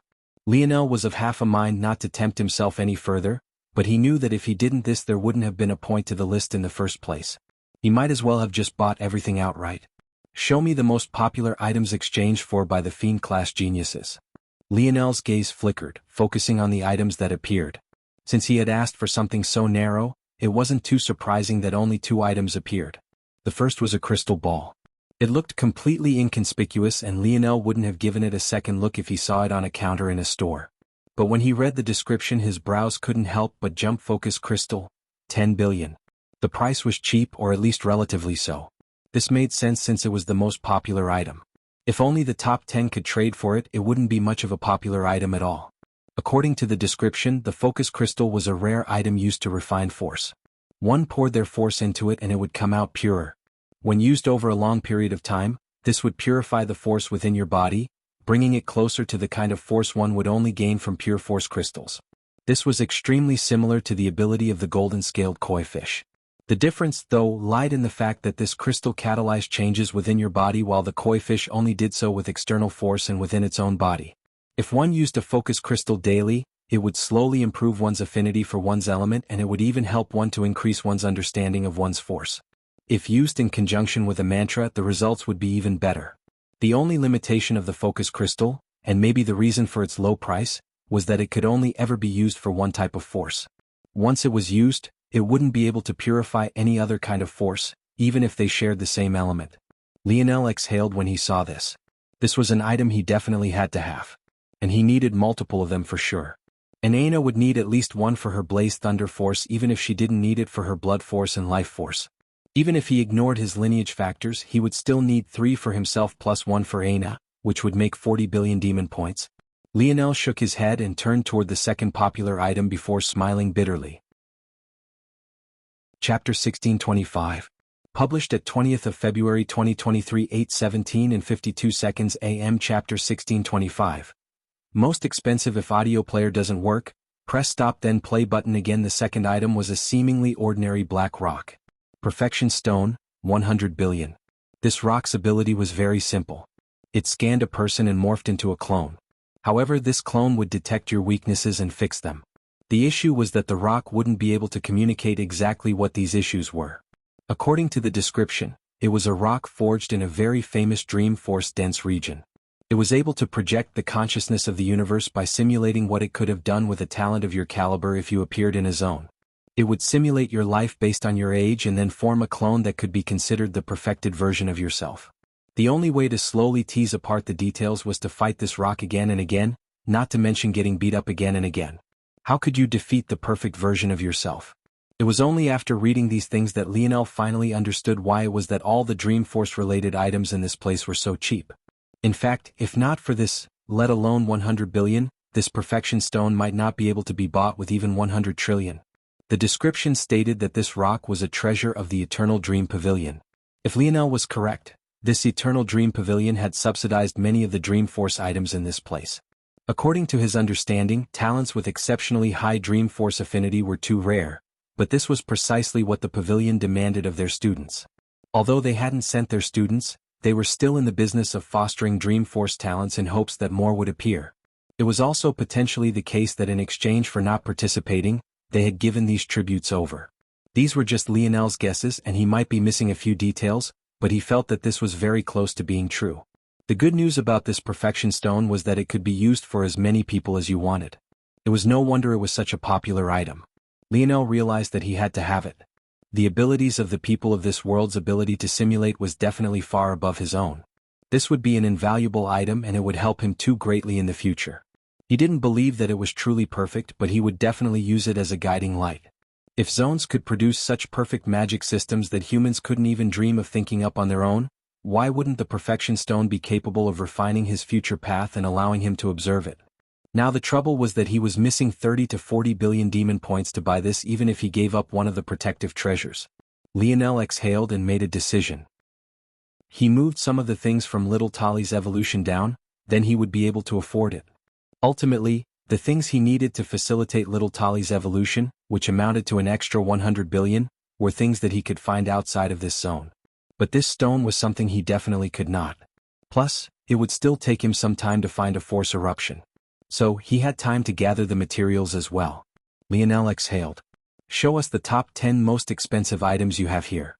Lionel still decided to go through with it. Who knew, maybe he would find something worth giving up everything for.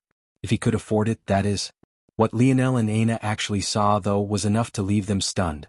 Every single one of the 10 items was a tablet. Most were gold, but there were 2 that were silver and 2 that were bronze. These were precisely the 12-pointed star lineage factor tablets, both the dark star half and the light star half. Lionel's eyes widened when, for the first time, his gaze landed on the gold tablets for this lineage factor. But almost the moment he did, he heard 2 roars resound in his mind. His eyes, nose and ears burst into a rain of blood. He could see or hear anything, his body falling back, unconscious. Lionel. Aina's expression changed and quickly caught Lionel before his head hit the ground. She hesitated, wanting to look at the tablets as well, but she refrained, realizing that she might end up in the same state of Lionel. At that point, which one of them would be conscious to protect the other? Lionel mumbled, snapping out of his unconsciousness before he faded back into again. Every time his brain turned back on, he remembered those images and his body shut down again. Even without ever having laid eyes on those 2 beasts before, he knew exactly what their names were as though they had etched into his mind, almost like it was disrespectful for him to not know of them when he laid eyes on them. The pinnacle of the light star half of the lineage factor. The infinity beast. The pinnacle of the dark star half of the lineage factor. The void beast. The void beast. The void beast was the peak of the dark half of his lineage factor. In addition, there was actually a beast he had never heard of that was its exact opposite and equal. However, Lionel's memory was too perfect. Before he focused on those 2 tablets, he was certain that he had seen the names and descriptions of all the other tablets as well. For one, their prices were egregious, so much so that it felt almost like a slap to the face. They had so many zeros behind them that even Lionel didn't know what number that was supposed to represent. All he knew was that it was too much larger than just a trillion. But the second shocked him maybe even more than finding out what the pinnacle beasts of his lineage factor were. Emperor's Might. There was a tablet here. It sat with its own radiant gold light, exuding an air of unbridled arrogance and majesty. Just what did it mean for it to be here? Just what kind of zone was this? And why did it mention the Brazinger family in its description? What the hell did the greatest powers of Earth have to do with a fairy tale-based mythological zone? Chapter 1626. Published at 20th of February 2023 8:17 and 51 seconds AM. Chapter 1626. Fingertips. If audio player doesn't work, press stop then play button again. Lionel coughed before his expression turned solemn. There were too many things about this zone that confused him, too many questions he wanted to ask that no one would give him an answer to. Could it be that this wasn't a mythological zone and it was instead a variant zone? It had to be remembered that variant zones signified the end of a world. They appeared when a territory was at a crossroads and they would either face annihilation or deviate toward the correct path and prosper far more than they ever had before.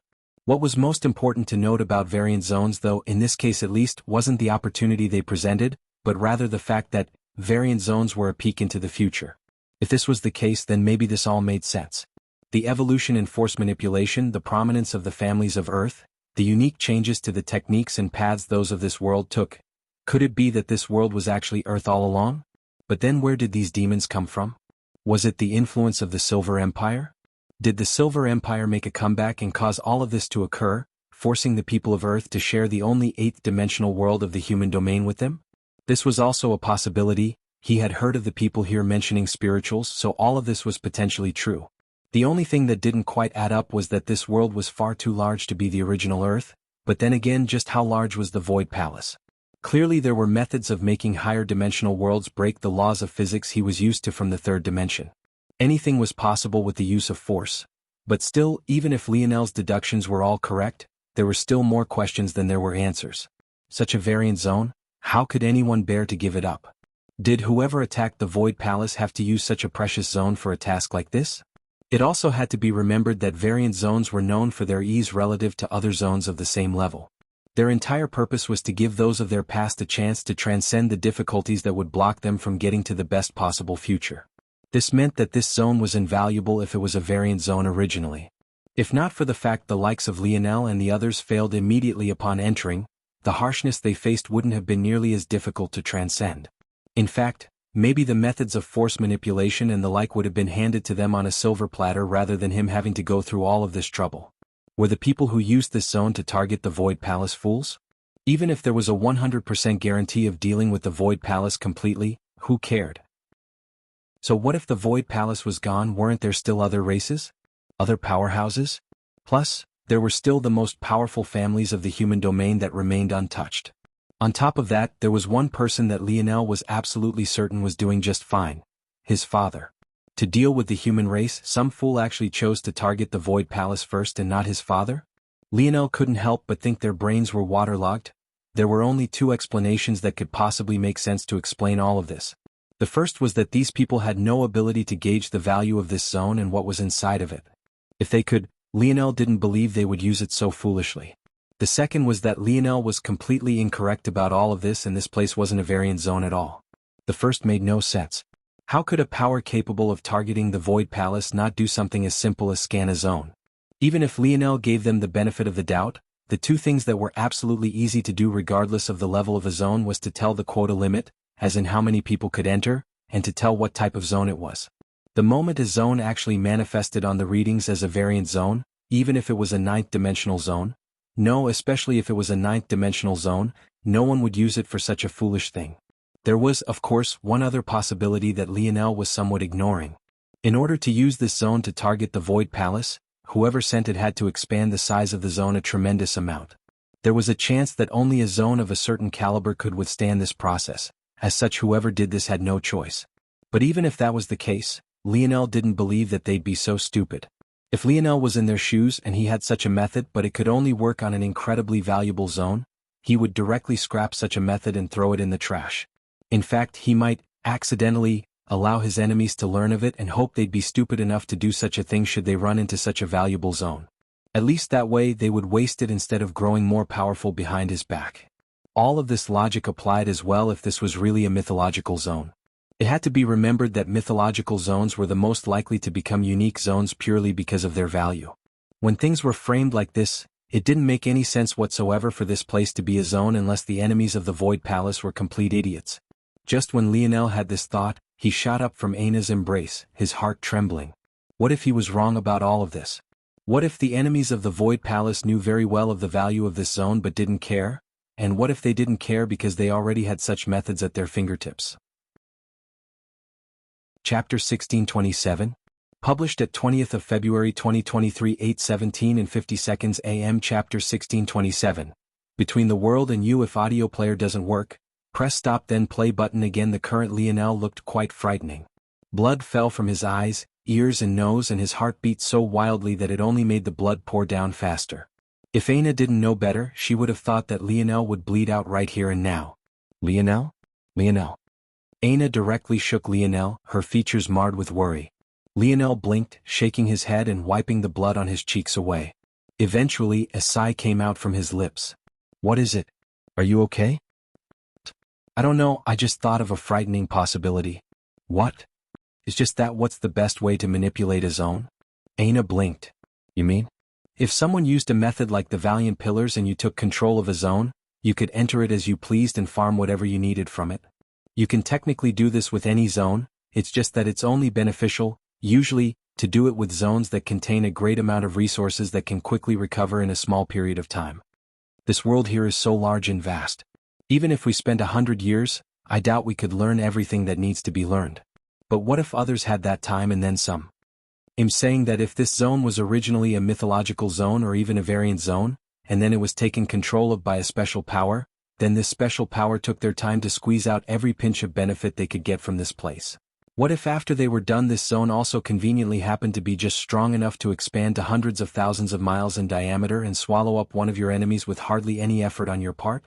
When Lionel said these things, Aina's heart trembled as well, coming to an understanding. There was a potential chance that all of Lionel's previous conjectures weren't wrong, but could rather only be correct if they were combined into one? Whether this was a variant or mythological zone didn't matter, they were just minor details. However, if it was only a zone of this caliber that could be used to swallow up the whole of the Void Palace, and one had already gotten everything you needed out of it, the question was, would it be worth it then? The answer was, without a doubt, yes. And if yes was truly the answer, Then the enemy that the Void Palace faced wasn't just a small measure more fearsome. They were leaps and bounds beyond anything the human domain could hope to fight against. Thela was a decent talent and her potential was high, especially considering her innate node. But she still wasn't considered to be anywhere near the best. Her 3 senior sisters teamed up and all of them together still couldn't be a match for whoever took first place in this Fiend class sector. And then it had to be remembered that this was still just the Fiend class sector. There were still numerous levels of the Chaos class geniuses to contend with after this. If this power could freely enter and exit this zone as they pleased, slowly teasing out its secrets and squeezing it dry of everything it had, before then no longer caring about it enough to the point that it used it in such a fashion. Just what kind of strength did this power have now? Fearsome. Too fearsome. Lionel suddenly hesitated.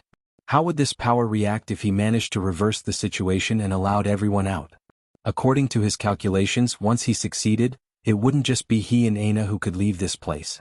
With the collapse of the barrier to this zone, all outsiders would be teleported away all at once, including everyone of the Void Palace who had been forcefully taken into this place.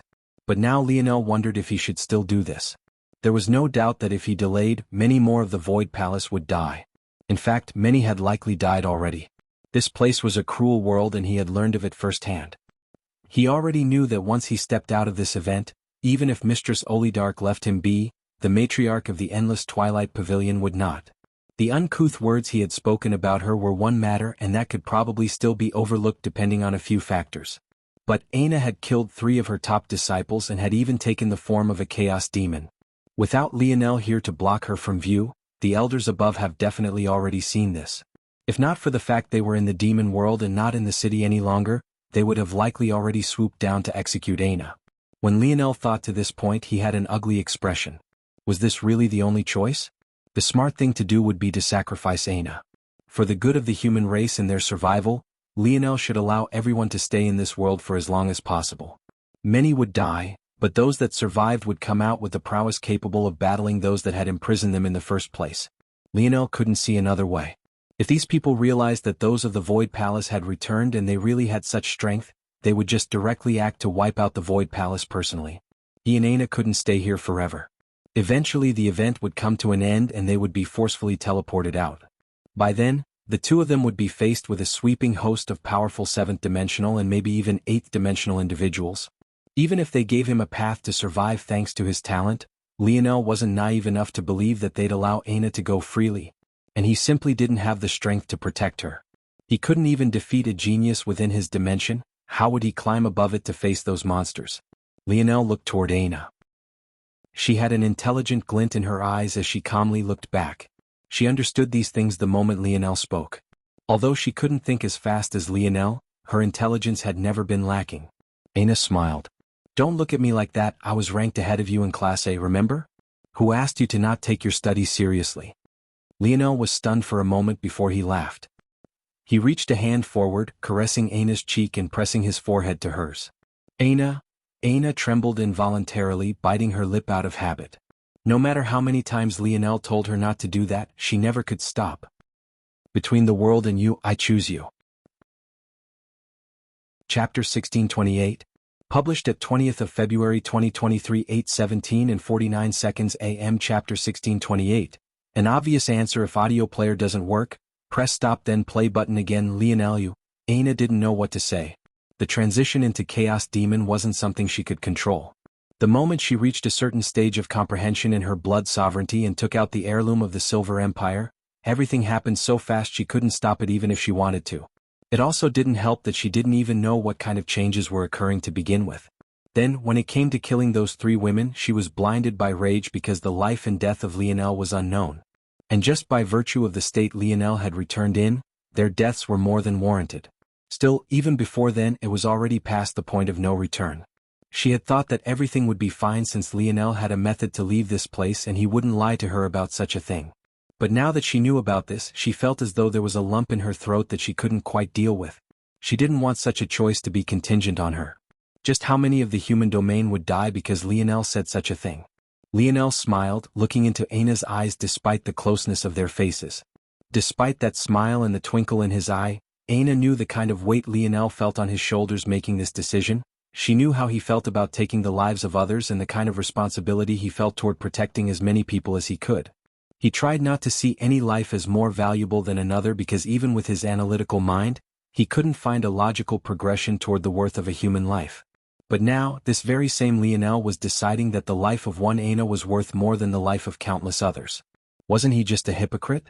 Yes he was. And quite frankly, right this moment he didn't care. If it was his life, he wouldn't hesitate to put it on the line 100 out of 100 times. But when it came to the life of Aina, he would deign to play with it even once no matter how many opportunities he was given. Nothing would move him from this position. Didn't I say it already? I can do this impossible. Without me, everyone would be stuck here regardless. Since I'm the only one who can bring everyone out, this can be considered a small price for thanks. There's a limit to my selflessness and this is it. Lionel pulled his head back, standing to his feet. Right now, he almost felt angry, almost as though a voice in his head was telling him that he was being selfish. It made a fury boil in his heart. He didn't know where these feelings for Aina came from, but he knew that they were here and they weren't going anywhere. Aina would forever be his bottom line, his reverse scale. If it meant protecting her, if he was honest with himself, he didn't give a damn how many people died. You were angry about that? Alright then. Find a method to leave this place yourself. An arrogance far colder than usual exuded from Lionel, his irises dancing with a crimson hue. Let's go. Let's leave this place. Well, return to the human domain as soon as I finish this. Lionel exchanged for everything on his list, save a few things for little Tali before storing them all away. Then he began to bring out the items he had collected through the sectors one by one before pulling out his quasi-life grade force quill. He planned to finish all of these preparations in one go. Once he stepped out, it would only take a moment to fuse everything together and end it all. Lionel wasn't in the mood to continue shopping. He had everything he needed and he would make certain that whoever put them in here and made him make such a choice suffered. Although Lionel wasn't absolutely certain who it was, he was over 90% sure that it was the Three-Finger Cult. Only they could have such means. And, if it truly was them, then there was definitely someone within the Void Palace that worked together with them to execute such a large-scale plan. Lionel could bring everyone out and in the future he would make certain that they ever gave him such a chance. As Lionel worked, his expression only became colder and colder, even the air became frigid despite the fact he hadn't released any water force. Lionel had thought for a long time about exactly how to exit this zone. In fact, he had spent months on the problem. Ultimately, the answer lay in the full name of a zone. It was a subdimensional. Meaning, it was a pocket of space separate from reality that, under normal circumstances, couldn't be breached. In the past, subdimensional zone had been described to Lionel as points in history that met the present, almost like time loops that formed small pockets of space that shared a similar history, but also a somewhat separate timeline. This was why when you failed a zone, you would live out your life until you died rather than the zone just directly collapsing. While to you it would seem as though a lifetime had passed upon failure, to those of the outside world, the zone would open up immediately, sending the next group that entered to the beginning of the time loop. This concept became even clearer in Lionel's mind after he learned that the opposite of spatial force was time force. The two were opposite sides of the same coin, both together and yet very much separate. Then how exactly could you exit a zone after all having missed the get-off point? Well, the answer was found in the same way such zones were formed in the first place. A point where history met the present. Or in other words, on the other side of the coin, a point where one space met another. Simply put, if Lionel wanted to exit, he needed to find a way to bring them back to the reset point. He couldn't do this with time force, but he could do it with spatial force. Essentially, he had to find a way to force this zone to touch the human domain once again. Once these two worlds connected, it would be like the zone opened up again, but this time in reverse, thus allowing everyone to exit. At least, this was the simplified version of his thoughts. This, though, still left the matter of how. How would he force such a connection to occur again? Lionel needed a catalyst, a bridge of sorts that could force these worlds to interact once again, and he had the perfect solution to this.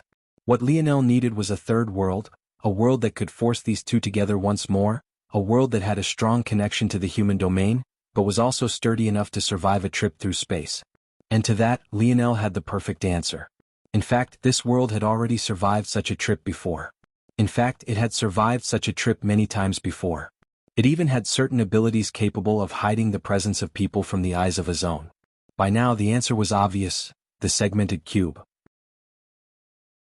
Chapter 1629. Published at 20th of February 2023 8:17 and 48 seconds AM Chapter 1629.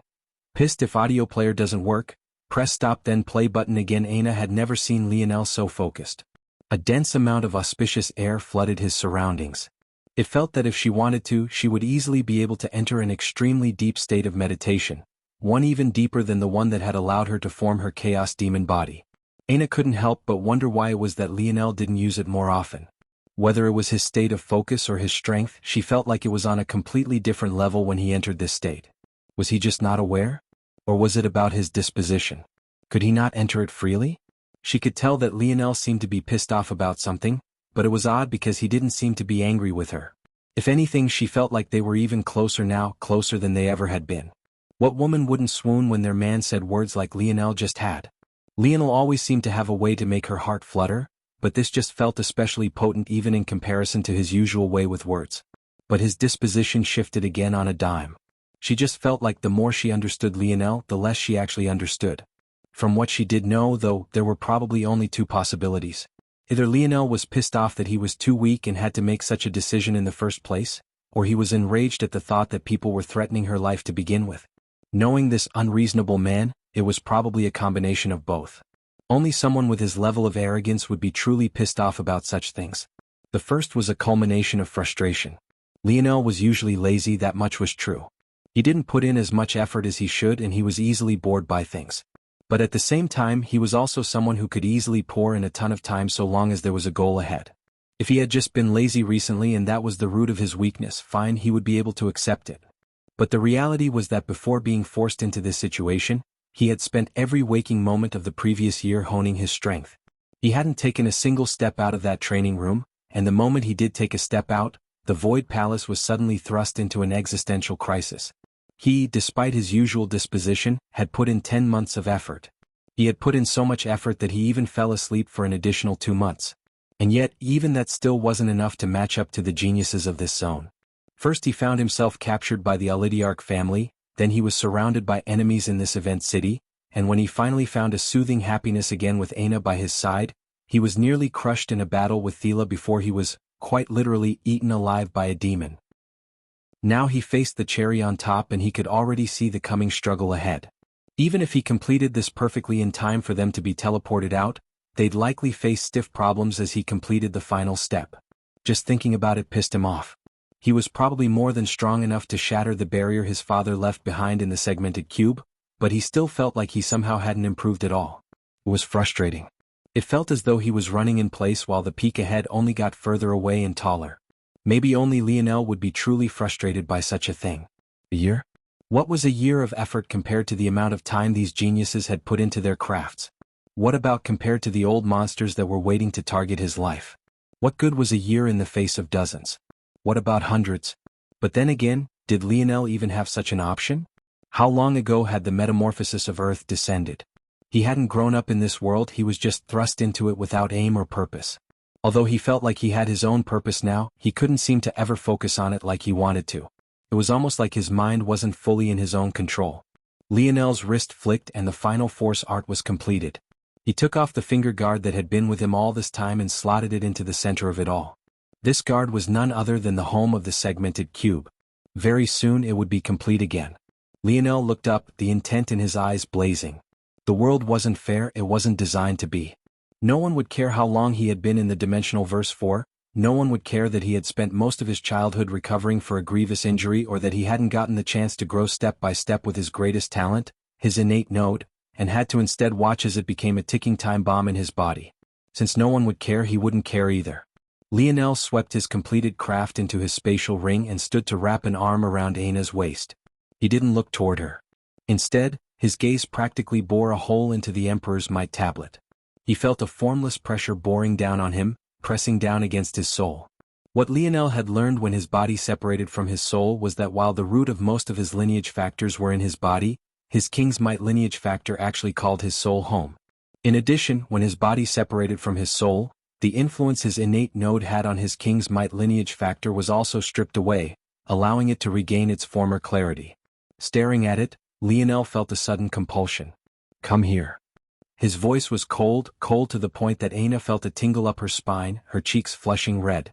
An oppressive king's might surged into the surroundings, suffocating the surroundings in a dense purple fog that permeated even the protective formations. Lionel stretched out a hand and the bindings around the golden tablet shattered and it surged into his palm. Boom, boom, boom, boom. The world and the surroundings suddenly began to collapse. The other tablets vanished even as the Emperor's Might tablet became illusory and shot into Lionel's body. Lionel's vision swam, and when he appeared once more, he was already standing outside of the city gates. At that moment, the skies above collapsed, a large surge of powerful elders of the seventh dimension rushing downward. Lionel didn't even look upward. His hand waved and a thick platform descended. Boom. The earth quaked and a strong surge of spatial force surged through the air. Many of the youths near Lionel and Aina were forced into a quick retreat. The platform embedded and hooked itself into the earth, becoming so solid that even Lionel, its creator, wouldn't be able to move it even if he wanted to. Chapter 1630. Published at 20th of February 2023 8:17 and 47 seconds AM. Chapter 1630. Superimposed. If audio player doesn't work, press stop then play button again. The solid slab of silver metals that was at least 10 by 10 meters. Its edges were filled with complex runes that could make one's mind spin just looking at them, and its center was filled with a circular formation that seemed to rotate with life of its own. Halt. Hand the demon over. The elders above released mighty auras, soaring down upon their treasures. When Lionel heard this, his gaze flashed with rage, but he still didn't look upward.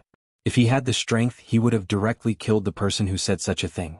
However, even though he didn't look upward, his aura continued to grow like a towering tempest. Billowing violet fog and a wild crimson spread out further and further. From the perspective of the elders of this world, they had to capture Aina, and even if they couldn't capture her, they had to at least kill her. A demon that could camouflage themselves as a human was a crisis-level threat to them all. They had to know how it worked and, more importantly, how to counter it. The one good thing about demons was that they were easily spotted. But if one could hide so perfectly and even infiltrate their society to this extent, wouldn't it only be a matter of time before they were all finished? They couldn't allow Aina to escape no matter what. Violent surges of aura descended from the skies. If it wasn't for the fact they were caught off guard by the change, they would have already surrounded the city. But something Lionel did seem to have triggered the teleportation ahead of time, causing them to still be in the skies observing the situation until right this moment. Lionel. The roar of Mistress Olidark was among the loudest, and there was no doubt that this was on purpose. She should have been happy that Lionel had gathered so many points for her Olidark family, but truthfully, it was the direct opposite. She had to make it clear that she was going all out to kill Lionel and Aina or else her family would be implicated. Who could have thought that the brat she had easily taken control of just might cause the downfall of her family so easily? She couldn't allow this to happen no matter what. Ripple. At that moment, a strong surge of force expanded outward in all directions. Bang. Several attacks from above suddenly found themselves blocked by a powerful barrier. This barrier wasn't actually part of the original design, but was rather just a subsidiary product of the function of the design. There needed to be an incredibly stable spatial link formed between this world and the next, so Lionel had modified the original design to need a powerful or with precisely these characteristics as the foundation.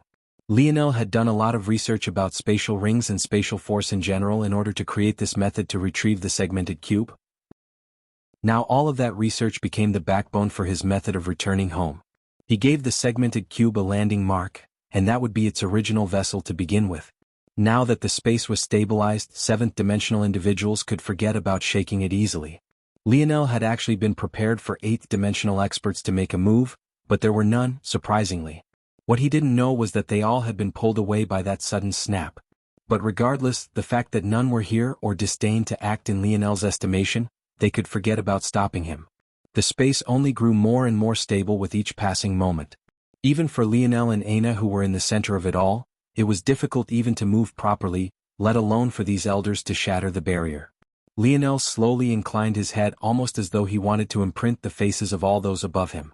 He even took an exceptionally long look at Mistress Olidark. He would never meet these people again and he knew that, but for some reason he still did this.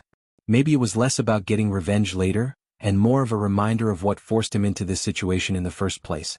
At that moment, the skies above split and a surging beam of light descended. Bang. It collided with the spatial barrier and right then, it was as though the earth had been connected to the skies. The blue skies and clouds vanished, replaced by a vastness of darkness and sparkling stars. For a moment, some believed that someone had activated their natural light domain, but that was far from the case. Lionel's gaze flickered. This was part of his calculations, so he wasn't surprised about the pillar of spatial force. However, that shouldn't be what the skies looked like. Felt like. Lionel didn't get a chance to finish his thoughts when an ammob-like bundle of energy suddenly shuttled through the pillar of spatial force. His eyes lit up. He knew exactly what that was. It was most definitely the world of the segmented cube. Seeing this, nothing else mattered. He knew that it had worked. Bang. The bundle of energy collided with the finger guard, and Lionel immediately stretched out a hand, causing it to shoot back toward him. The platform rumbled, a residual bit of energy that had coated the segmented cube's world fusing with it. The energy ran through the circular formation like it was rushing through a racetrack before it began to cause the runes near the edges to light up as well. At that moment, the entire world began to tremble. No matter where they were, the youths and elders of the Void Palace looked up. Some were hidden within organizations, others were running through the demon worlds, others were stuck in jail cells, and yet some others were being humiliated as slaves. However, not a single one of them didn't feel the tug. A sudden pulling sensation pulled them through as the two worlds superimposed. When the world finally calmed once more, every one of them had vanished. Chapter 1631. Published at 20th of February 2023 8:17 and 46 seconds AM. Chapter 1631. Shitty old man. If audio player doesn't work, press stop then play button again. Lionel snapped awake to the sound of whistling wind, and not long after, to the feeling of his lips trying to touch his forehead. His eyes opened wide. Damn, were his calculations off? He had definitely set it so that he would land on his feet, so how had things happened like this? Why was he falling through the skies? Wasn't this a bit too cliché? Lionel's brows furrowed. There were too many things that were odd about this, but Lionel didn't have the luxury of thinking about it. He looked to his side to find that Aina had awoken as well. At the very least, they had managed to stay side by side, likely due to the fact he had been holding on to her. Lionel took hold of Aina, ready to do something to catch her. But at that moment, the feeling of strong armor in his palms suddenly became delicate and soft skin. His expression changed a bit, but he looked to the side to find that Aina had already entered her chaos demon form. Her armor separated from her body, becoming a dancing tornado of gorgeous black feathers, and her wings appeared once more. In an instant, their positions flipped and Aina caught Lionel, cradling him like a princess. Lionel found himself without the words to speak. He was certain that this mischievous little vixen had done this on purpose. Almost as though to confirm this, Aina couldn't even hit the ground before she started laughing. The sonorous sounds of her laughter spread over the surroundings. She couldn't help herself. Aina landed on the ground, still holding Lionel up with a wide smile on her face. She leaned down and gave him a peck on the cheek, her grin enormous. Lionel eventually laughed as well, even forgetting to check their surroundings. "You're not going to get down, princess?" Aina asked. "Why would I? I think this is actually pretty comfortable. Carry me around some more." Bang. Lionel fell to the ground and could only look up with a wronged expression. There was really no justice in this world. Lionel stood, patting his butt and looking around. This should be the Void Battlefield? How far out are we? The Void Battlefield was a large place, and the only region Lionel was familiar with was the Rapax region, and even that was just to a limited extent. Unfortunately, there was far more than just the Rapax here. From Lionel's understanding, pretty much every race of the dimensional verse had a land they controlled here. After all, this region could be considered the dividing lines between their territories, so how could they not protect what was effectively the front line? There was another reason for this as well, of course, and that was that the human domain would soon produce an eighth dimensional world. Once this happened, the layer of protection they had due to their relative weakness would be gone, and the ultimate result would likely be war. Forget it, we can deal with this later. How about we go visit Blackstar?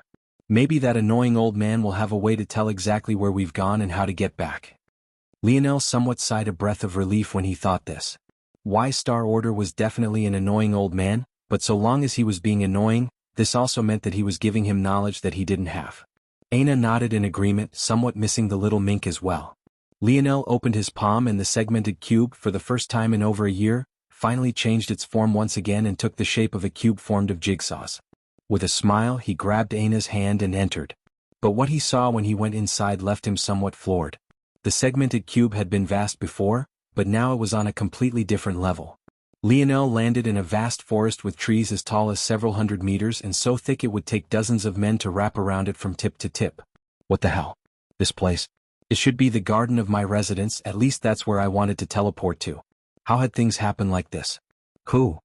A booming voice descended from the skies and a familiar spirit appeared about Lionel and Aina. The old man had once again entered that ridiculously handsome form of his. He looked more like he should be walking runways and starring in movies than yelling so imposingly. Brat. Why Star Order seemed just as taken aback to see Lionel as Lionel was to see the segmented cube. Lionel blinked, his head tilting to the side. Something about why Star Order seemed off. With how vast this world was, the only one who should have been able to teleport around so fast was Lionel himself, who was the owner of the cube to begin with. But somehow why Star Order had just appeared here. Lionel's eyes couldn't help but narrow. At the same time, why Star Order's surprise turned into a malevolent grin. He finally had this brat right where he wanted him. Lionel reacted faster than why Star Order, using the pendant that his mother had given him to control the old bastard. But to Lionel's shock, why Star Order seemed completely unaffected. Haha, you little shit. I've been waiting for this day for too long. Lionel and Aina's expressions both became dark at the exact same time. This old man had always been looking for opportunities to kill Lionel, but to think that he still wouldn't have given up after all this time. Why Star Order's presence soared, but Lionel only grinned as the old man's spirit shot toward his head. Bang. Why Star Order was sent spiraling away. When he stabilized himself, he could only look toward Lionel with an incredulous expression. You shitty old man, my dream force comprehension has already reached the pinnacle of the 7th dimension, and so have the barriers of my mind. Plus, my soul control is at a completely different level now. You can forget about it. Why Star Order was speechless, not knowing what to say. Lionel shook his head. I leave you for a year and you already don't know how to act. Have some propriety as an elder. Why Star Order's expression furrowed. A year? It's been decades. Chapter 1632? Published at 20th of February 2023 8:17 and 45 seconds AM. Chapter 1632. The end of a phenomena? If audio player doesn't work, press stop then play button again. Lionel's expression changed when he heard this. His mind spun into overdrive, trying to think of the possibilities for why this could be. His calculations seemed to have been off from the beginning since he was falling through the sky and even ended up lost somewhere inside the void battlefield. Could it be that this was the reason he was off? As specified previously, zones were technically points in time connecting with one another. Could it be that Lionel just connected with the wrong point? Considering the vastness of time itself, the fact that he had landed within a couple decades was already praiseworthy. It was so close that it couldn't even be considered a margin of error. After all, what was a couple decades in the face of trillions upon trillions of years? However, Lionel didn't feel like he was wrong.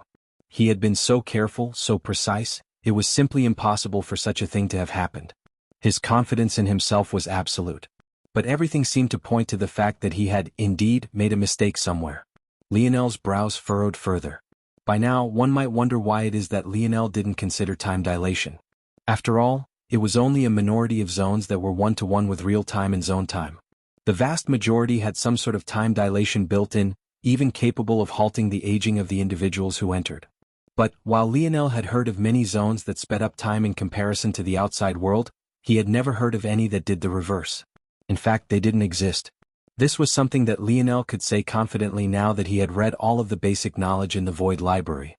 Time dilation in the reverse was impossible, so the only explanation was that Lionel's calculations had been off. I made a mistake? Lionel's frown deepened to the point even his skin tone seemed to darken.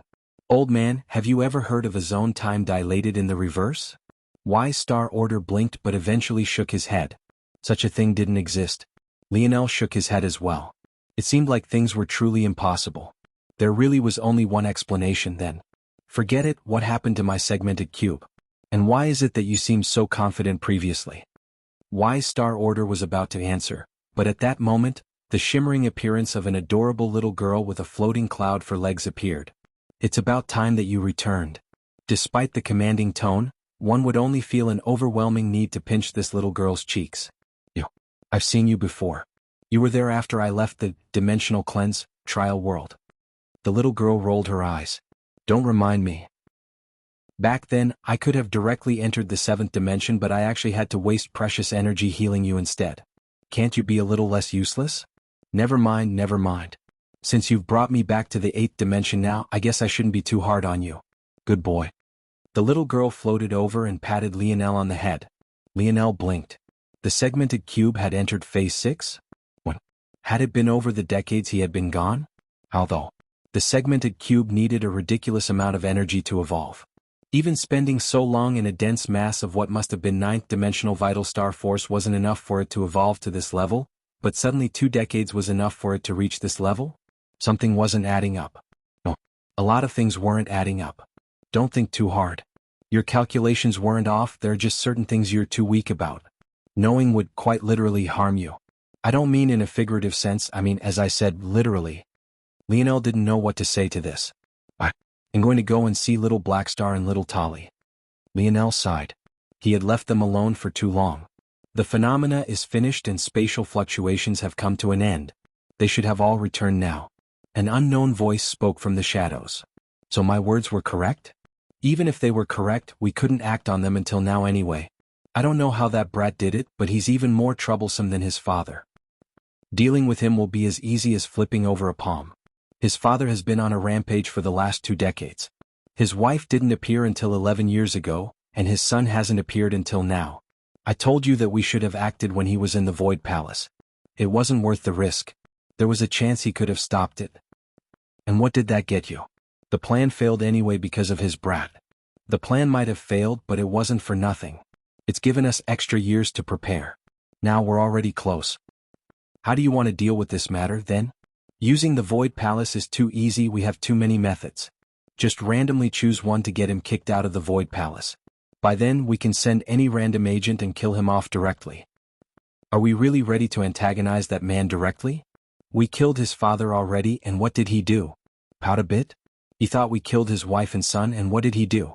Just pout some more? So what if we actually kill them this time? This is the luxury time has brought us.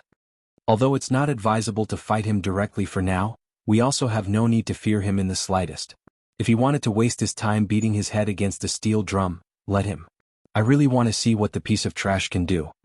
He can just watch obediently as we kill off his family members one by one. Once a hard-headed fool, always a hard-headed fool. Alright then, I have a method. It won't be too difficult at all. Get it done, but be patient about it. No need to activate any pieces, use the most natural and inconspicuous method. No issues on this side. Chapter 1633, published at 20th of February 2023, 8:17 and 44 seconds AM. Chapter 1633, Yip. If audio player doesn't work, press stop then play button again. Yip. Yip. Lionel felt as though a boulder had slammed into his chest. He had barely stepped into the region when a familiar blur of black assaulted him. He fell to the ground, his face suffered an attack from a wet mass of pink. However, what should have been a soft tongue made Lionel feel as though layers of his face were coming off piece by piece. Lionel laughed. Little Blackstar had never licked him like this before. It seemed he had left the little guy alone for too long, only to come back and find that the little mink had become a dog instead. Lionel peeled Blackstar away from himself, holding the little mink up. He couldn't help but be surprised by what he saw. Little Blackstar had moved so fast previously that he hadn't gotten a good look, but the little mink had gone from fun size to massive. The Blackstar Lionel knew was barely over a foot long, but this Blackstar was easily 3 feet long and 3 times as thick as well. Though the not as little guy could still easily rest on his shoulders as usual, he was much larger than before. Lionel could even see a hint of maturity behind the little one's eyes, something that made him sigh. Little Blackstar was just a baby when Lionel met him, but now he was grown. Actually, if Lionel thought about it, little Blackstar was only about as old now as he himself was. Of course, it didn't make much sense to look at things like that.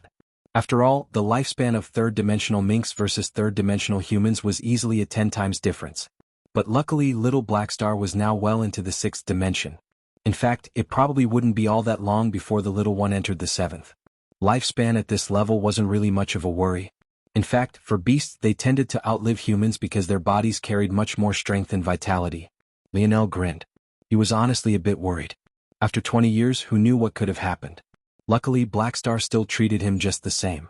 Suddenly, little Blackstar vanished from Lionel's hands. Before Lionel could be confused, he heard some laughter coming from his back and realized that Blackstar had actually abandoned him in search of brighter, greener, and definitely much softer pastures. Lionel rose to his feet with a smile to see Blackstar snuggling with Aina.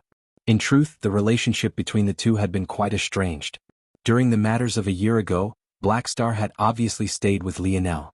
It seemed, though, that the senses of his partner were quite sharp since he flipped a switch so easily. "You didn't bully Blackstar, did you?" Lionel looked toward Y-Star Order. Currently, the group was still within the large forest. It was so vast that Lionel still couldn't quite wrap his head around what he was seeing. But while it was vast, it was also quite empty. The segmented cube might have nearly become a sustainable world of its own, but it didn't have the ecosystem to match it. Even the trees and vegetation were very simple. They couldn't be considered to be high-class force herbs and were, at best, just some plants with longer lifespans and stronger bodies than normal. "Bully? You should thank me. Whether it's the little mink or those other two kiddos, I definitely treated them well." Lionel suddenly frowned. This was actually something that he was worried about. Y-Star Order couldn't harm him now, but that didn't mean Candle and Vice couldn't. Those two savants had been given 2 decades to grow. Just how powerful had they grown? Seeing Lionel's expression, Y-Star Order sneered as though he couldn't wait for something. But the little girl, or rather Anastasia as she wanted Lionel to remember, didn't let him have his fun for long.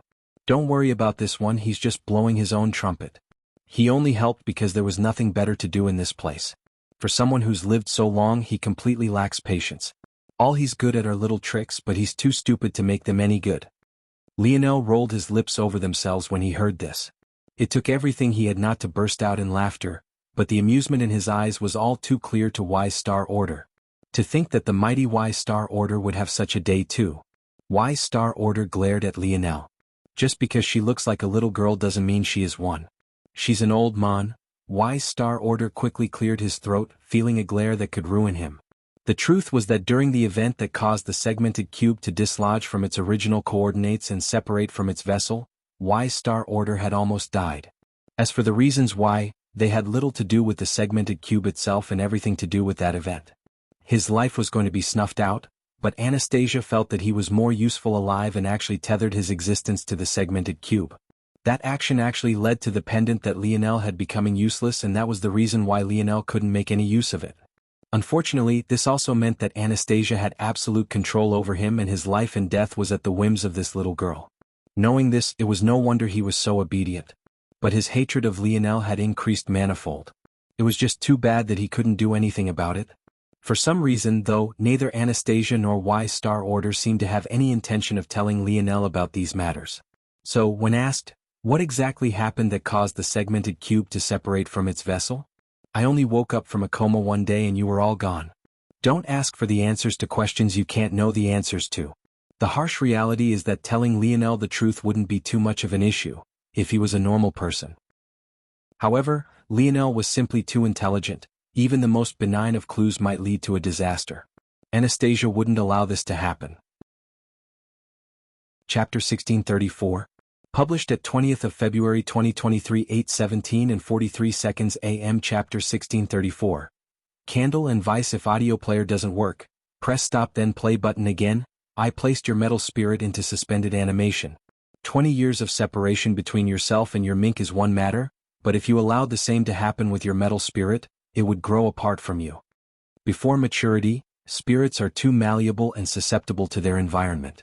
If you only spent a fraction of their life with them, they would easily forget you, which makes sense since they live far longer than humans. Some even believe that spirits have no finite lifespans at all. The little one will be in the first lab. Anastasia changed the subject before Lionel could ask any questions quite clearly. It was obvious that she had no intention of allowing him to know the truth. The good news, though, was that Lionel was ecstatic to hear this news. He had actually been worrying about it. If little Tali also entered the 6th dimension while he was gone, it would already be too late to do anything and he would have wasted billions of demon points on nothing. Someone else might have thought of abandoning little Tali at that point and simply picking up a new metal spirit, but by this point Tolliver was Lionel's partner. How could he abandon him just because? He wouldn't have the heart to do it. It wasn't long before Lionel felt that familiar feeling of little Tali rushing through his fingers. He couldn't help but have a wide grin on his face. It seemed that suspended animation state hadn't affected the little one at all and it was just as enthusiastic. It had been even less than a year since it had seen Lionel, but it was still far too long. Anastasia had obviously sensed this and made this decision herself. Toward this, Lionel could only be endlessly grateful. With a smile, Lionel turned to face Candle and Vice. The two of them didn't look to have aged a day, but this was to be expected. Although savants could rise through the dimensions via normal means, so long as their control over their ability index reached certain levels, they would have no problems living long lives. What did surprise Lionel, though, was that the usual shadow that loomed over them seemed to have dissipated somewhat. Candle's finicky and jittery demeanor was no longer as prominent, and Vice seemed to have stopped copying everything Candle did to hide his true intentions. Most curiously, though, or maybe it was only to be expected since only the two of them were here, they seemed very close to one another. Facing Lionel now, they clearly found comfort in each other's presence. Lionel was happy that this happened. In fact, he had hoped that something like this would happen, although he had done nothing to try and force it. He wanted the two of them to slowly pull away from the shadow their life in Dark Cloud Prison had placed them under. Even if they didn't quite trust Lionel as he had simply vanished for 2 decades, it would still be easier to communicate with and understand them the more humanity they had. First, I want to apologize to you two. I had every intention of giving you both as much freedom as possible, but an event caused me to lose access to the segmented cube. To me, it's only been about a year and some change, but to you, it's already been 2 decades. There's already nothing I can do to fix that. However, I still that you two can. It's okay, Vice suddenly spoke. Lionel raised an internal eyebrow, but he didn't do much else other than smile when he heard this. In the past, Vice would be too busy imitating Candle to dare to interrupt Lionel when he was speaking because Candle would be too reserved to ever think of doing so. You don't need to treat them with kid gloves, Wise Star Order said with a snort. My 2 little disciples are stronger than you can even imagine. In that case, they'll ask you to something else then. What do you want to do in life? Lionel kept looking toward them, not sparing Wise Star Order a glance. The couple looked toward one another before grabbing a hold of one another's hands. We want to help Master rebuild the Luxnix family, Vice spoke for them both. Lionel blinked before chuckling inwardly. He knew that Wise Star Order would do his own bit of brainwashing, but it seemed that his claws were sunk deep into this pair. Lionel didn't dare to refute it either. After all, if his first interaction with Candle and Vice was to question their motives or if they were smart enough to make their own decisions, then it would completely ruin any goodwill he had in their hearts if there was any. To them, Wise Star Order was likely like a father by now, while he was just a person who had threatened them with death and then leveraged that into controlling their abilities. The gap was far too large. However, what happened next surprised him. It was actually Candle that spoke this time. We understand that Sir Lionel is also the hope of the Luxnix family, so we will do our best to assist you. Also, Vice and I want to thank Sir Lionel for not killing us for our abilities. We know that you could have any time you wanted, but you chose to spare us. Thank you very much. Candle spoke very softly, but her words were firm and carried much more confidence than Lionel expected. It seemed that she had truly come out of her shell as well. He had simply missed too much. Lionel sent a gaze toward Wise Star Order. He hadn't expected the old man to tell them about this. Of course, Lionel could have told them himself. But something like that was hard to bring up naturally without making it sound like a threat. If they didn't learn about it naturally, it was best they didn't learn about it at all. Wise Star Order snorted. Don't look at me like that, this one made me tell them. Candle giggled hearing her master's complaints. The mood and atmosphere felt quite homey all of a sudden. Chapter 1635. Published at 20th of February 2023 8:17 and 42 seconds AM. Chapter 1635. Target: if audio player doesn't work, press stop then play button again. After these matters were settled and his heart was settled, Lionel couldn't help but think about the situation of the dimensional verse, and specifically the human domain. If he had been gone for 20 years, too many things could have happened. Setting aside miscellaneous matters, he was most worried about Earth and his brothers. How had they been? And Earth, what dimension had it entered by now? Did it survive well without him there to battle on the front lines? What other powers were eyeing it? And if his brothers and friends were fighting those wars, had they survived? How were they faring? Lionel was itching to do something, but he forced himself to calm down. 20 years had passed already. A few seconds and even a few months wouldn't make a large difference. What had already happened and there was no changing it, and if they had managed to survive for 20 years, he was sure that they could manage to survive for a bit longer. Currently he was in a severely weakened state. Never mind the fact that his dream force and mind hadn't quite fully recovered just yet, There was still the matter of his king's might being reset and the fact that his metal body had been undone and no longer had divine armors to support it. Much of Lionel's strength had been stripped down, and it would be foolish of him to start rushing around without being able to consolidate what he had first. He had to take his time and first reach a bottleneck in his progression before he went out. He realized that every time he jumped into any sort of trouble, he never had any time to rest. There was no doubt that the human domain was in a large amount of turmoil right now with everything that had happened, so he couldn't afford to be casual with his life. Anastasia, I plan to do a few things before leaving. Can you monitor the situation outside? I don't want the segmented cube to end up damaged because the wrong person ran into it. Anastasia nodded. Oh, so you know how to be patient? It seems that someone finally taught you a lesson. Lionel coughed lightly.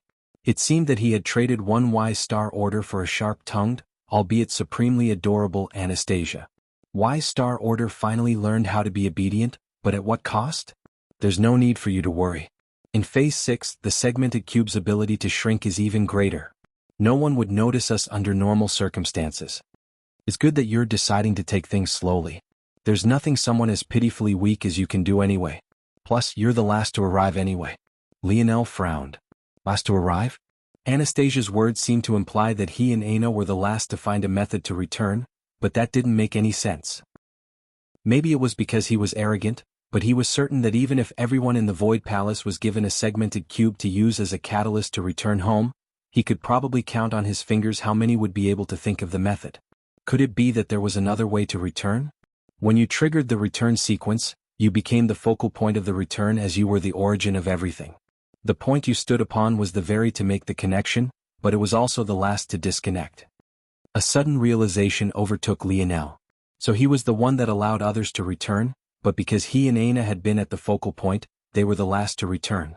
When you were working with such long spans of time, what was ultimately a few microseconds worth of difference between when they left and when everyone else left, became dilated to decades worth on the side. How unlucky. This wasn't part of Lionel's calculations either. Even if he knew it would happen, he would still need to act. But it was still a bit unfortunate. Still, this is good. If the elders of the Void Palace returned well in advance, then it likely means that the turmoil in the human domain isn't so bad. They would have come back to stabilize the situation in time. Lionel felt that this was actually good news. You can look at it like that, or... Anastasia sneered. You can realize that this puts a huge target on your back. Lionel froze. He didn't need Anastasia to explain this to him at all. The moment she spoke the words, he hit him like a ton of bricks. Lionel couldn't see the core of the situation because he had been stuck in the thick of it, but from an outsider's perspective, especially given the sheer amount of time that had passed, it would have been easy to understand what was happening even if they didn't understand the methods Lionel had used. Ultimately, it would be very simple to conclude that whoever returned last once the phenomenon concluded should also be the person that had caused it all in the first place. Things would be fine under normal circumstances. After all, just statistically speaking, there would be others who came out in close proximity to Lionel. In addition, he and Aina had appeared in a completely barren location where none were here to observe their appearance. However, there were two methods of tracking Lionel. The first was his name in the Morales family Holy Land. It was less likely for there to be traitors in the Morales family, so this probably was as much of a worry. But this was where the second method came into play. The second was, of course, Lionel's badge as a Void Palace disciple. The moment he and Aina came back, others would know. Lionel didn't know much about the Void Palace in question, but what he did know was that his father had gone on a rampage in their territory, and this was even part of the reason he was a target of dissatisfaction for some factions. Obviously Lionel, given how much he respected his father, would never say that he was in the wrong, which very likely meant that the Void Palace had deserved it. In which case, the Void Palace had traitors amongst them, and those traitors would definitely know that he was the last to return. Lionel's gaze became frighteningly cold. It seemed that he would be targeted very soon. Chapter 1636. Published at 20th of February 2023 8:17 and 41 seconds AM. Chapter 1636. Cleanse. 1. If audio player doesn't work, press stop then play button again. Lionel was already determined to prepare himself a bit first before he left, but now this was just affirmed all the more. It would be borderline idiotic for him to return now. He had to take advantage of the time where no one knew where exactly he was. While most would know that he had returned, this didn't mean that they could pinpoint his location. For now, he would just have to stay here until he was ready. He'll be busy for a while, maybe a few months, potentially less. Lionel spoke, turning to Aina. Currently, Aina held the big little black star in her arms. She didn't seem too surprised by Lionel's words. Considering his previous agitation, she had guessed that something like this was going to happen. Okay, I will wait, she said with a smile. Lionel nodded and left this place. The current segmented cube was enormous. According to Anastasia, it had a size about a quarter that of a normal-sized planet. Considering the population was not even 10, it was no wonder that it felt enormous. Right this moment, the segmented cube was like having a miniature Earth in his pocket. In fact, the only reason it hadn't begun producing treasures at the level of Earth was because Lionel hadn't been here. As such, Anastasia kept things as neutral as possible. Hearing such a thing, Lionel was actually quite surprised. Anastasia acted like someone who wanted to be in control of every tiny little detail, but it was clear that she actually wanted to defer to Lionel. Whether that was because she respected his father or if she simply wanted to grant him this respect, or if it was something else entirely, Lionel didn't know. But what Lionel did know was that after accumulating so much force and even evolving so many times in his absence, the segmented cube was very much ready to explode forth with its potential. So long as Lionel gave the command, he might have even more natural resources at his fingertips than Earth could provide. At the same time, though, he was quite baffled. Just what kind of treasure was the segmented cube? In the beginning, Lionel was too ignorant to the ways of the dimensional verse to understand just how valuable this treasure was. Let alone the segmented cube, everyone awed him, so it was hard to see through to the specialness of this device that followed him everywhere. But now that his scope had been broadened, he understood that there might not even be a second treasure like this in all of existence. The segmented cube was basically an entire world capable of following him around on his finger. It could produce cleansing waters, something capable of countering even anarchic force. It concentrated force to such a great degree that practicing here was easily 10 times more effective than anywhere else. And even one of its first awakened abilities was as logic-defying as suspending a living, breathing entity in time. There was simply nothing else like it, and it was shocking to an extreme. It made Lionel wonder just what its origins were, how had it ended up in the hands of the Morales family, and why was it only in the third dimension when Lionel met it, since even he could take it to the sixth dimension with relative ease. Lionel could only put these matters to the back of his mind. Right now wasn't the time to be dealing with the growth of the segmented cube and its evolution path. Rather, he had to be in tune with himself and how he would take steps forward to succeed. The first thing Lionel did was sink into a river of cleansing waters. He didn't even want to think about where this river led to and just how much cleansing waters there were in this place. It just felt ridiculous. He couldn't understand how such a valuable item could be created in such large numbers. Still, whatever thought he had vanished the moment the water touched his skin. Despite the fact it was just gently washing over him, he felt the need to release a moan, his body feeling far more comfortable than it ever had before. His pores opened up, streams of a warm energy entering his body and gently caressing him. To Lionel's shock, he felt his lineage factors react, radiating a pure aura that only seemed to become more and more perfect. He didn't know what was happening and he almost forced the process to stop entirely, but that was when Anastasia's voice rang out. "Don't fight it, are you trying to waste a good thing?" Anastasia shook her head. The strength of cleansing waters was entirely dependent on its dimension, as were the number of its abilities that could be unlocked. But the root of the abilities of cleansing waters was in purification. Namely, it could bring something to its most perfect state. This ability wasn't exactly healing. Rather, it was entirely related to balancing energies. If one was poisoned, it could recognize that and expel the foreign material. If one formed force crystals of a certain caliber, cleansing waters could turn them into pure force crystals. And so long as the cleansing waters were at a higher or similar level in comparison to your lineage factors, it could even cleanse them and allow them to reach their own optimal states of perfection. This final ability was something that only appeared once cleansing waters entered the 8th dimension, and it was something that Lionel was experiencing right this moment. After consuming so many force pills, Lionel's foundation had become incredibly sturdy and there was even more potential within himself now in comparison to the past. He had initially entered the cleansing waters because, as Aina had said, these pills had impurities that needed to be dealt with. What he didn't expect was that he wouldn't find these impurities, but would rather find something far beyond them in use to him. Chapter 1637, published at 20th of February 2023 8:17 and 40 seconds AM. Chapter 1637, Cleanse 2. If audio player doesn't work, press stop then play button again. Compared to the process of eating force pills, Lionel felt like he was walking on clouds. After consuming the Cobra Demon, Lionel's bronze runes had all fused into one. If he activated his metal synergy lineage factor right this moment, he would become a man of bronze from the neck down, his halo would be far more resplendent, and the crown usually tattooed to his forehead would separate, fusing with the spear crown of his spear domain lineage factor and exuding a far mightier aura. Under the effects of the cleansing waters, it felt like a final push thrummed through Lionel's blood. The bronze sheen that covered his body from the neck down slowly separated from him, peeling off from his skin and becoming a light that covered him instead. His halo grew in size, shimmering with an even more fierce bronze glow, and at the same time, the sound of sharpening metal resonated through the air. What happened outside of Lionel's body was mirrored inside.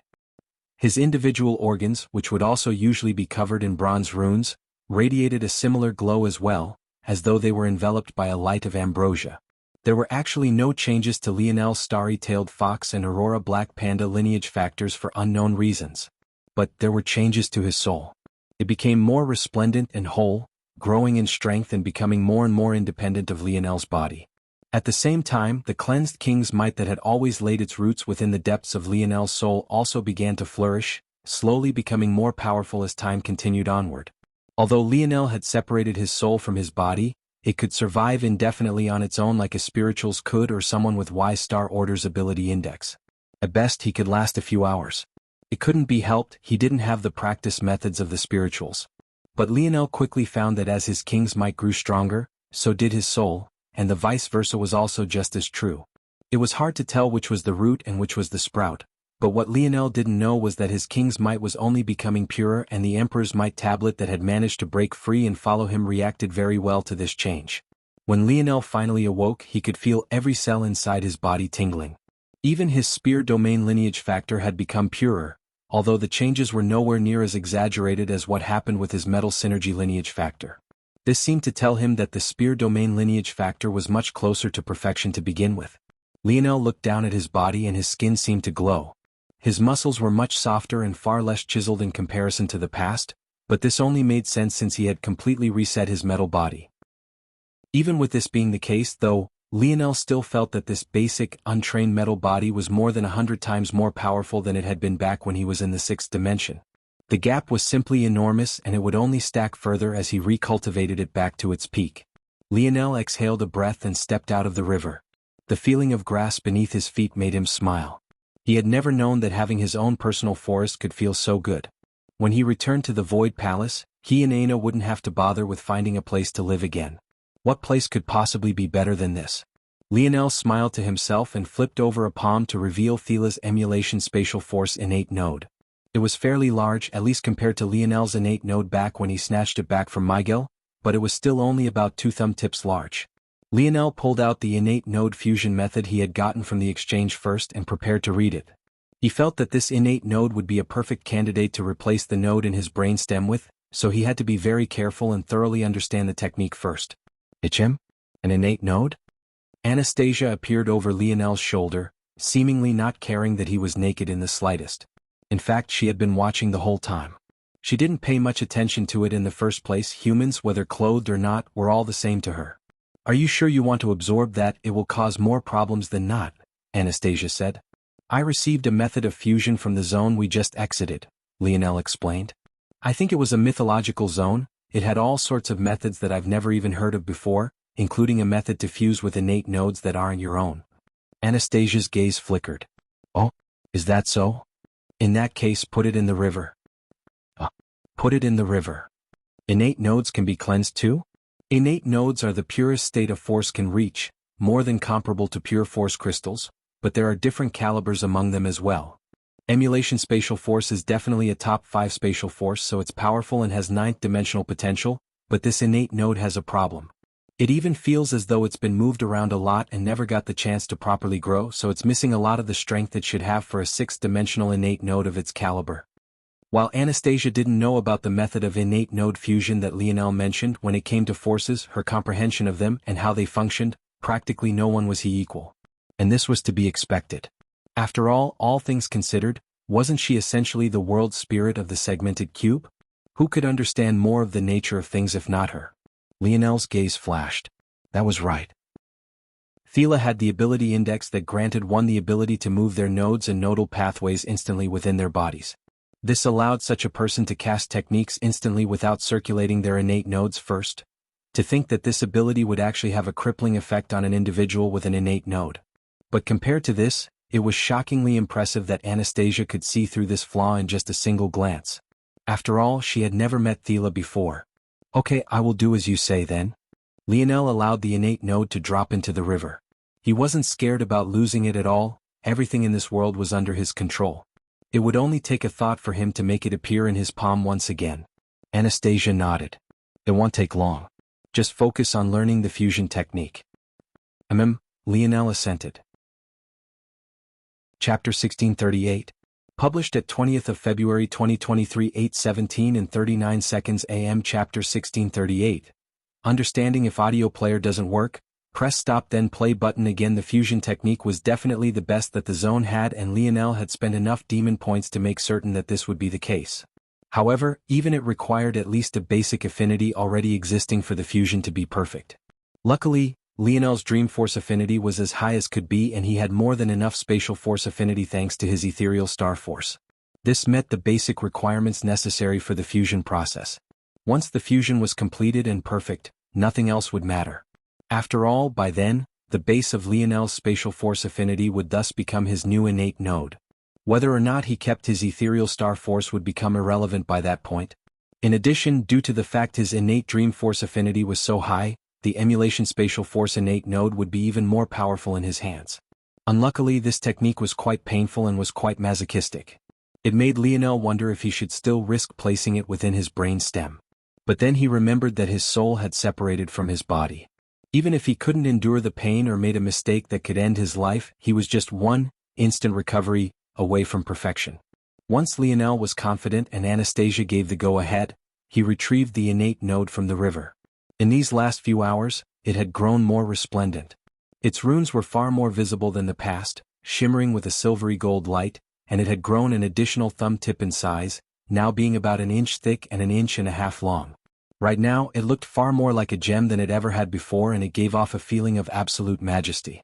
It even felt more weighty in his palm. Lionel brought out a stainless steel bowl from the lab and plopped the innate node inside.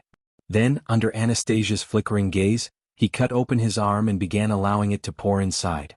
Lionel actually failed to cut his arm open the first time, having used too little effort. It seemed that he had underestimated his body despite the fact his metal body could currently be considered to be third-dimensional. With a second effort, he used his spear and opened up an enormous gash.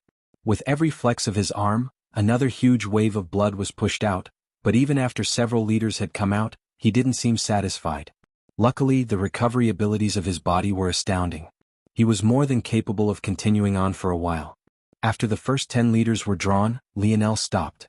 He placed uninjured arm over the bowl and his eyes flashed. Within his dream world, the manifestation of a complex force art was created, and Lionel flooded it with both dream force and spatial force. The complex force art split into 2 layers, one rotating clockwise and the other counter.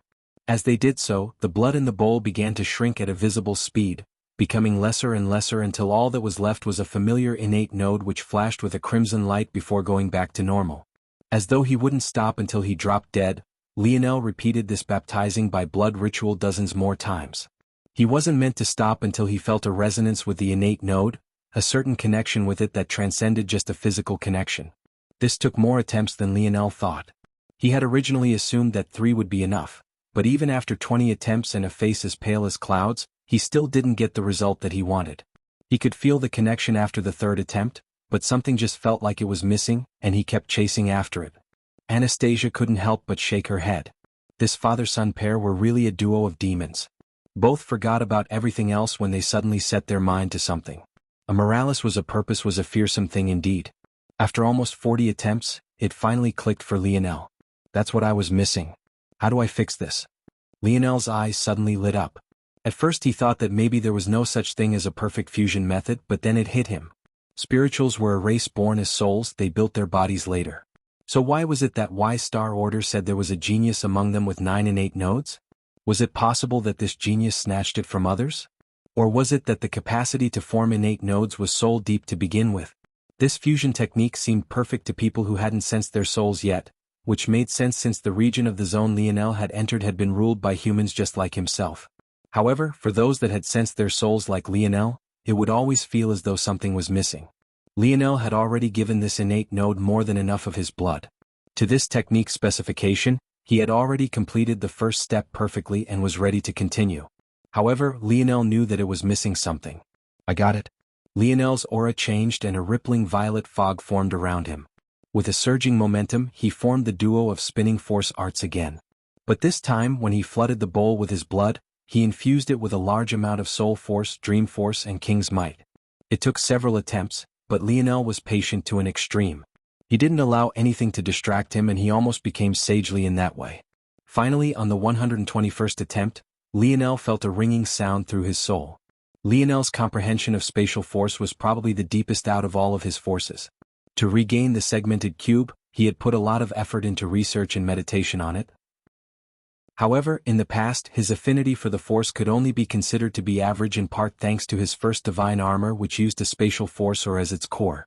But now, Lionel suddenly felt like the spatial force of the world was whispering into his ears, wanting to tell him all of its secrets.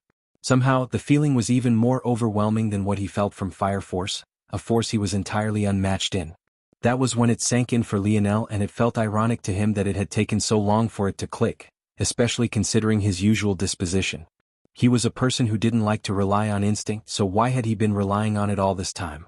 When had he ever put in the effort to truly understand his dream force? What about Fire Force? Or his Scarlet Star Force? Didn't he just always rely on his innate talent for it? And now, suddenly, spatial force had shot by them all in the blink of an eye, becoming his strongest force.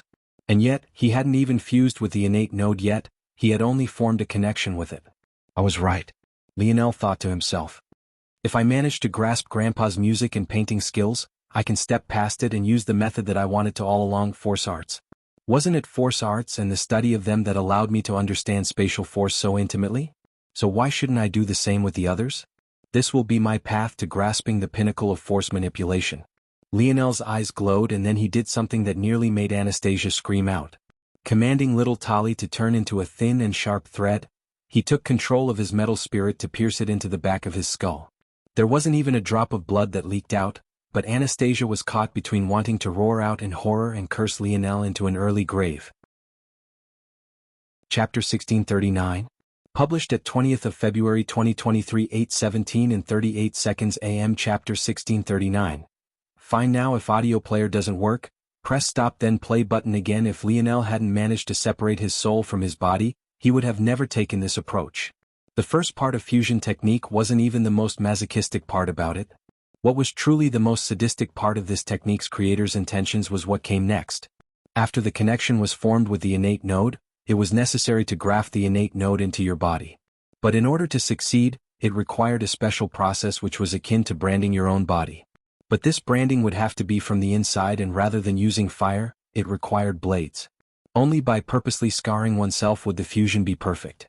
Essentially, Lionel had to cut into his own brain stem. The pattern of these cuts had to match with two force arts he used to refine his blood with. The more sensitive the region, the more difficult it would be to succeed, but this was the price to pay for success. This was why, under normal conditions, Lionel would never dare to do this. At worst, he would just choose a less optimal region for this innate node, or he might even choose not to use it at all. But now he didn't hesitate. Lionel not only didn't hesitate, but he also executed it all in one go.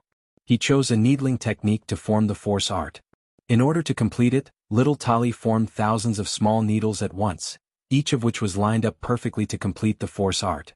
Lionel's body shuddered, but he maintained his sanity. He used dream sense to spread the pain out as much as possible, but even so, he still felt like he was on the verge of dying, his body refusing to listen to him. The brainstem was far too important to the function of the body. Even when Lionel had initially formed his node within it, he had to rewire the cell connections first before he could make space. This time, however, he simply directly damaged it, and lethally so. It was no wonder his body was shutting down. That said, he had already expected this much to happen and he was ready. Rather than using his nerves to control his body, he let his soul take over. With a movement, he picked up the glowing innate node and pressed it to the flowing back at the back of his head. His body trembled. In the end, he was forced to use little Tali to continue to apply pressure. The difference between this method and others was that other processes required cutting open wounds and hoping the innate node fused with you. However, with this method, although Lionel cut into his body, it wasn't to allow the innate node space to enter. Instead, this process would only succeed when the innate node sank into his skin, becoming a legitimate part of his body. Through this method, the innate node would become like something your body constructed. And, much like Lionel's other innate nodes, if he was ever to be eaten again, it would automatically become a central part of his innate recovery. Lionel collapsed, his body convulsing. The damage to his nerves made it impossible for him to control his body properly, and the pain was horrible. However, Lionel had already experienced being eaten alive. Every excruciating bite and chew was ingrained into his very memory. He would never forget those moments. Compared to that, what was this or any other pain worth for that matter? The hours ticked by and the innate node slowly fused into Lionel's skin. After an entire day, it finally vanished beneath his skin and began to jockey for its final position. Anastasia had been shaking her head the entire time. She wanted to scream and berate, but she was somewhat afraid of interrupting the response. What would she do if this fool really died? Luckily, about halfway through the second day, Lionel's body twitched and he began to slowly recover control of his body. Step by step, his nerves reconnected and the wound to the back of his head also began to slowly close. Lionel opened his eyes, his breathing heavy and his face pale. It seemed that he was a glutton for punishment. Years ago he would have never dreamed of doing something like this to himself. He still remembered how he almost gave up when opening just the first tier of his metal synergy bloodline, but now he was puncturing holes into his brain as though it was normal.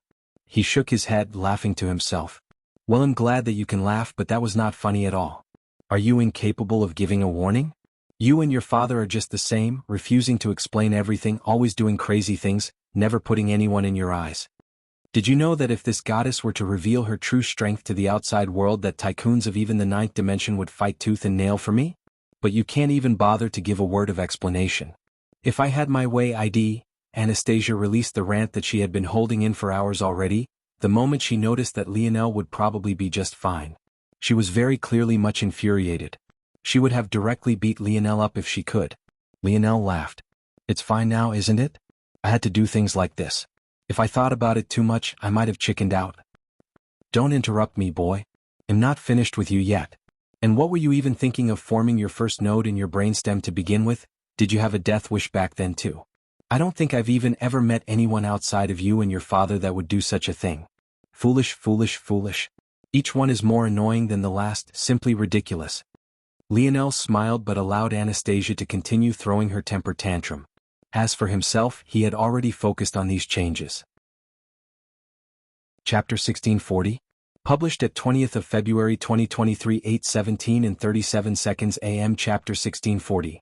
Theoretically, if audio player doesn't work, press stop then play button again. Lionel turned his internal sight into his body, observing the changes to his brain. This was the first time he had felt the ability to project dream force out of his body. Even though his starry spirit domain existed, it was ultimately still using something internal as a medium, and it wasn't quite the same.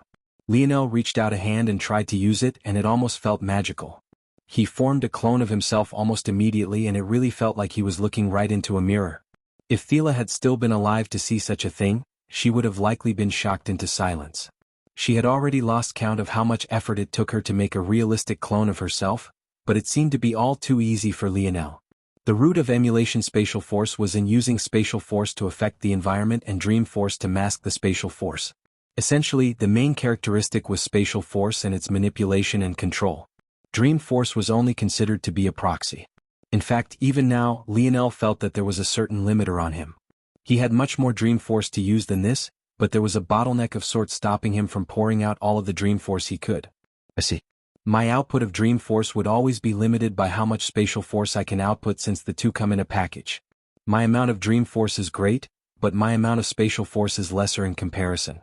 However, if Lionel allowed his emulation spatial force to surge out of his new innate node. It flooded his body, filling his other nodes and nodal pathways.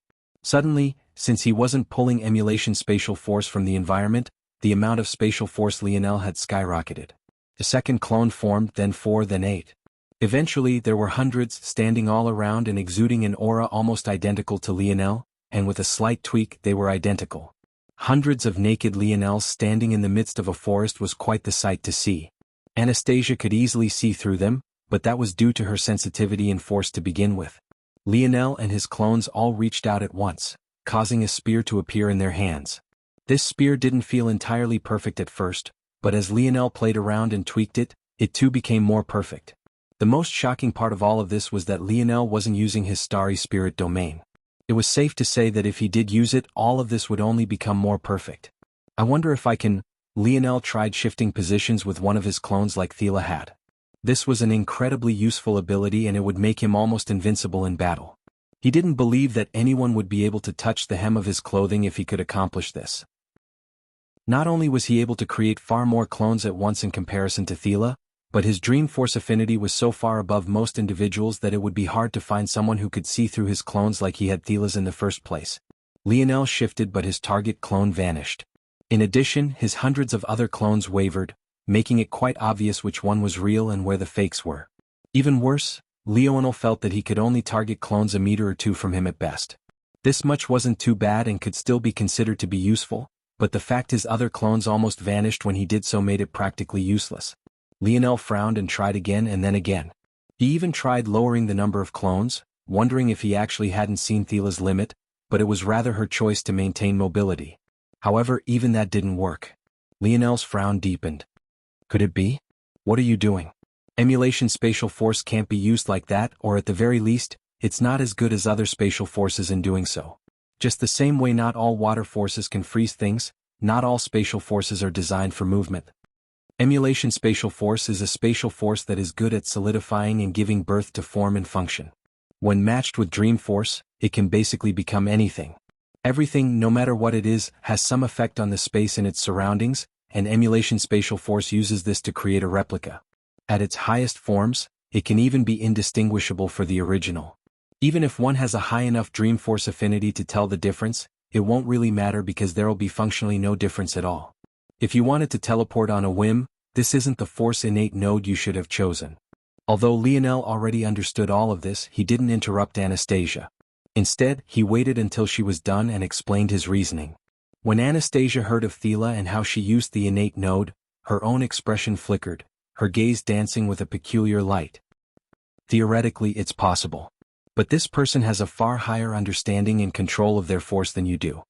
Lionel started. Do you know about force manipulation, Anastasia? Force manipulation? Anastasia raised an eyebrow. But when she listened to Lionel's words, her confusion vanished as she became more and more solemn. I see, so that's what it is. I didn't expect that there would be such a systematic method. From what you say, it sounds like this world has a method of drilling this comprehension into its youths and they can take this into adulthood. I've sensed the existence of such a thing before, but I've never consciously thought about it. It's that damned brat Velasco again. He never explains anything. He better not let me get my hands on him. Chapter 1641. Published at 20th of February 2023 8:17 and 36 seconds AM. Chapter 1641. Anastasia's understanding. If audio player doesn't work, press stop then play button again. Lionel blinked and waited for Anastasia to finish another tirade before he could finally start asking the questions he wanted. Luckily, Anastasia was very forthcoming.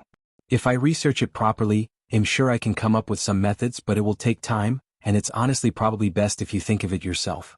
From my understanding, force should be seen as a living, breathing entity even if it isn't one. How one chooses to manipulate it, even if the path ends up being the same, should be individual. For example, think of walking or running or throwing. These are things everyone can do and everyone does, but do two people ever do them exactly the same? Even if there are some mechanics that are more efficient than others, even for those that have reached the pinnacle, they wouldn't do it exactly the same, and there would even be some that shatter the mold. Force should be the same.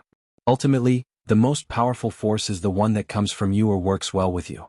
If you take guidance from others on how to tap into this, it'll never truly be your own. That said, I think that I can give you some guidance. From what I understand, force can be divided into certain grades from their inception, and it's difficult for these forces to break out from their mold, but it isn't easy. Just like the example of running before, even someone who isn't gifted in running can still squeeze out more of their potential given time and effort. Lionel nodded slowly. This was like the rubber band example again. It seemed that Anastasia agreed with this sentiment. However, I would say that forces have far greater potential for increased strength. Whereas an untalented runner could never outclass a world-class long-distance runner or sprinter no matter how hard they trained, a force can because they ultimately have the same root. Lionel's brows jumped. Now this was new. He had never heard of forces having the same root before, but this did make sense. Ultimately, wasn't it all just energy? Even though the scope of a third-dimensional world was limited, there were many teachings of Earth that Lionel still held onto even now, and this was one of them. Energy could be transferred and changed, but it couldn't be destroyed. This should be true of force as well. There was a reason there were force crystals and pure force crystals. The natural state of force was to be together. And then there was neutral force, which was inherently an amalgamation of all force. Everything had the same root. If I'm correct, when forces break past certain limits, this should be the force manipulation you're talking about. And upon breaking those limits, forces begin to display strengths that they didn't originally have, even capable of crushing forces above them in strength. Theoretically, this kind of force, or a force that has broken its limits, should be the true root of the separation of dimensions. When a force that has broken through more limits meets one that hasn't broken through any, or even one that has fewer limits broken, it can directly suppress it. This will manifest as a higher dimensional being meeting a lower dimensional one and crushing them. Lionel nodded slowly. He had experienced this personally. Whether it was his speed of thought, his dream force, or his Scarlet Star force, all things that he had supreme confidence in, they had all been crushed in the face of Thela and the Cobra Demon. The Cobra Demon was an especially good example because their water force was relatively weak in its most basic form. And yet, it had easily been able to block and crush Lionel's Scarlet Star force with relative ease. If not for it making the mistake of eating Lionel, or if it had a method of sensing and attacking Lionel's soul directly, Lionel would have most definitely lost that battle. But luckily, the awakening of his soul allowed him to break free of the suppression his mind had been under, and his dream force finally began to work normally once again. But even then, Lionel's Scarlet Star force had been useless against the Cobra Demon until Lionel took advantage of an opening to deal it an even more severe injury. The gap between a force that had broken its limits and one that hadn't was simply far too large. Lionel fell into his own thoughts for a moment before he nodded. All right. Anastasia, can you still start working on the generic method? I have tons of force mantras here. Lionel waved a hand and caused the dozens of basic force mantras he had taken to appear, and I think that they could be of some help to you. I'll forge my own path, but it will still be good to have a generic method that others can use. It'll help my faction to grow stronger. Also, if the feeling isn't obvious, I'd also like to know when I have a breakthrough so I know if I'm headed in the right direction or not. Anastasia's eyes lit up when she saw the booklets and quickly caused them to shoot up from the ground and hover around her. She didn't even bother to respond to Lionel. She was already entirely focused on what was before her, even oohing and ahhing from time to time. Lionel chuckled and didn't mind it. Soon he had re-entered a state of absolute focus. My spatial force comprehension is well beyond that of my others, but I haven't taken the time to understand emulation spatial force in specific. The kind of understanding I have about spatial force right now is heavily biased toward movement-type spatial forces with a hint about storage type which might potentially be applicable. Anastasia is right. Emulation spatial force is more about stacking space, giving it form, using it to attack and to defend. Movement is at the bottom of its list of capabilities. And, if I want to use it like Thela did, he'll have to invest time into researching spatial force in this sort of lane. But for now there are more important things. Once I finish reconstructing my metal body and my divine armors, we will walk down that road. Lionel smiled. It's been too long since we've crafted together, buddy? Asterisk bloop asterisk little Tali rushed around Lionel's fingers and armors like a flashy silver snake. The little guy's excitement was at an all-time high. Chapter 1642? Published at 20th of February 2023 8:17 and 35 seconds AM. Chapter 1642. Settled. If audio player doesn't work, press stop then play button again. Lionel restarted from the very beginning, using herb or to build up his foundation just like he had from the very beginning. However, the herb or he used this time couldn't be compared to the last in the slightest, and that was because he tempered this herb or with cleansing waters first. Much like with force crystals, the essence of herb or ores in general for that matter, could be segregated into pure and impure. Lionel hadn't been aware of this the first time he began his journey in cultivating metal body, but after seeing the effects the cleansing waters had on his new innate node, he easily extrapolated these matters toward other potential applications. He found that after using cleansing waters, the amount of essence one needed for in or to be considered whole dropped by as much as half. This meant that in or tempered by cleansing waters could produce the same effects with less volume used. This was a huge discovery. If Lionel had known this ahead of time, of the billions he had spent purely on resources in the exchange, he could have put much of it toward other resources. It was already too late to change this, but all was not hopeless. After all, if Lionel looked at things from a glass half-full perspective, then this meant that about half the resources he had were suddenly freed up. He could still use these to exchange for more wealth, or better yet, put them toward more crafts. Now that Lionel had returned to the human domain, he was extremely wealthy. It had to be remembered that his mother had left billions worth of herb ore for him. His wealth was comparable to most seventh-dimensional individuals, and even dwarfed a good majority of them if he really thought about it. But when building a faction, one couldn't have too much money. There was simply no such thing. As Lionel absorbed the cleansed herb ore, his body was filled with a unique feeling. It felt almost as though energies were softly massaging every inch of him, gently caressing the contours of his figure. It was an elevating sort of experience. The energies flowed smoother and Lionel's pores seemed to sing. He already would face no bottlenecks up to the 6th dimension, but he suddenly realized that he would hardly face them in general if he always used cleansed ores like this. It wasn't long before Lionel's body reached absolute perfection in the 3rd dimension. Despite the fact he had used pure herb ore, Lionel actually absorbed much more now than he had in the past. In fact, the gap wasn't just a few kilograms. The amount he needed was truly astronomical. In the past, due to his metal body barely breaking into the 4th dimension, Lionel had been able to battle well above his dimension. Of course, his enemies back then had also been mediocre talents, but the sentiment was still true. Now, his current metal bodice foundation was even more exaggerated and there was a difference of at least 100 times. With such a gap, even if he was facing the premier talents of the human domain back then, his battle prowess would be just as impressive. Lionel smoothly entered the 4th dimension, the smooth edges of his body becoming rougher and more defined. However, even with this being the case, he maintained his flexibility and he didn't feel that his body had gotten heavier. Metal synergy was considered to be the best defensive lineage of the human domain, being it lacked the usual weaknesses. That said, it was more accurate to say that these weaknesses were instead less prevalent rather than being eliminated entirely. Lionel had still experienced his body becoming exceptionally heavy in the past, and he had to practice flexibility techniques to ensure that he didn't become too stiff in his movements. But now these problems seem like a thing of the past. The pliability of his body didn't change in the slightest. In fact, because he had just reconstructed his body after being eaten alive, he had the range of movements and flexibility of a newborn. There was no tension in his body whatsoever. As for his weight, he felt like his gravity domain had become so much more refined. Rather than applying it to his surroundings, he could apply it to individual portions of his body, making his punches as heavy as a moon if he so wished it. The gravity domain of his lineage factor was one that Lionel used rarely, honestly because he had too many abilities to choose from. It wasn't often powerful enough that the use was worthwhile, especially since Lionel spent so much of his time fighting individuals so much more powerful than himself. Now, however, he felt that it had the potential to become far more of a staple to his battle prowess. His control had reached the point where he could even apply it individually, making his spear as heavy as a mountain or his arrows more piercing than an enemy could contend with. After Lionel was finished calmly analyzing the changes to himself, he waved a hand and caused the next stage of tempered ores to rise out from the river. The ores formed into 2 even piles and would be the foundation of his 4th-dimensional metal body. As expected, they fell into 2 piles, one for water force and the other for life force. There were 2 kinds of water force ores that Lionel had chosen. One emphasized the defenses of water force and the other emphasized the heaviness of water force.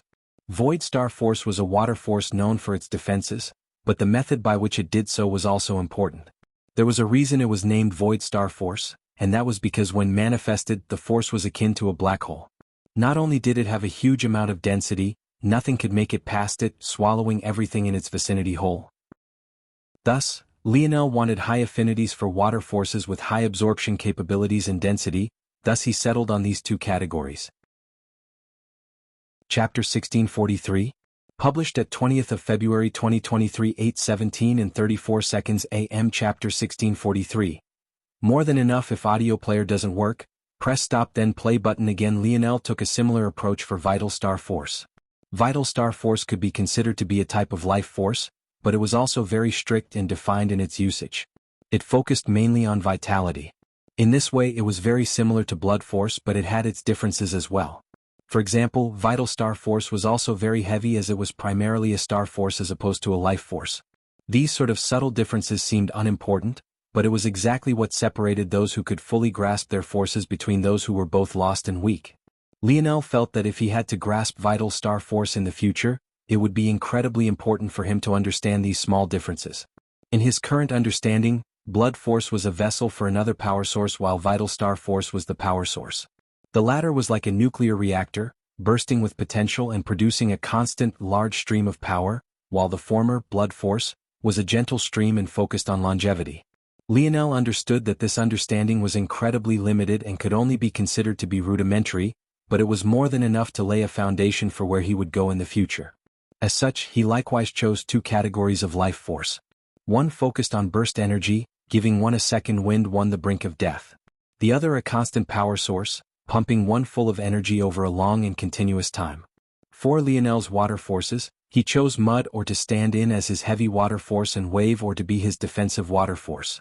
Mud or didn't sound very appetizing, but Lionel didn't care about this, he only chose it for its abilities. Mud or was known to be sticky, persistent and resilient.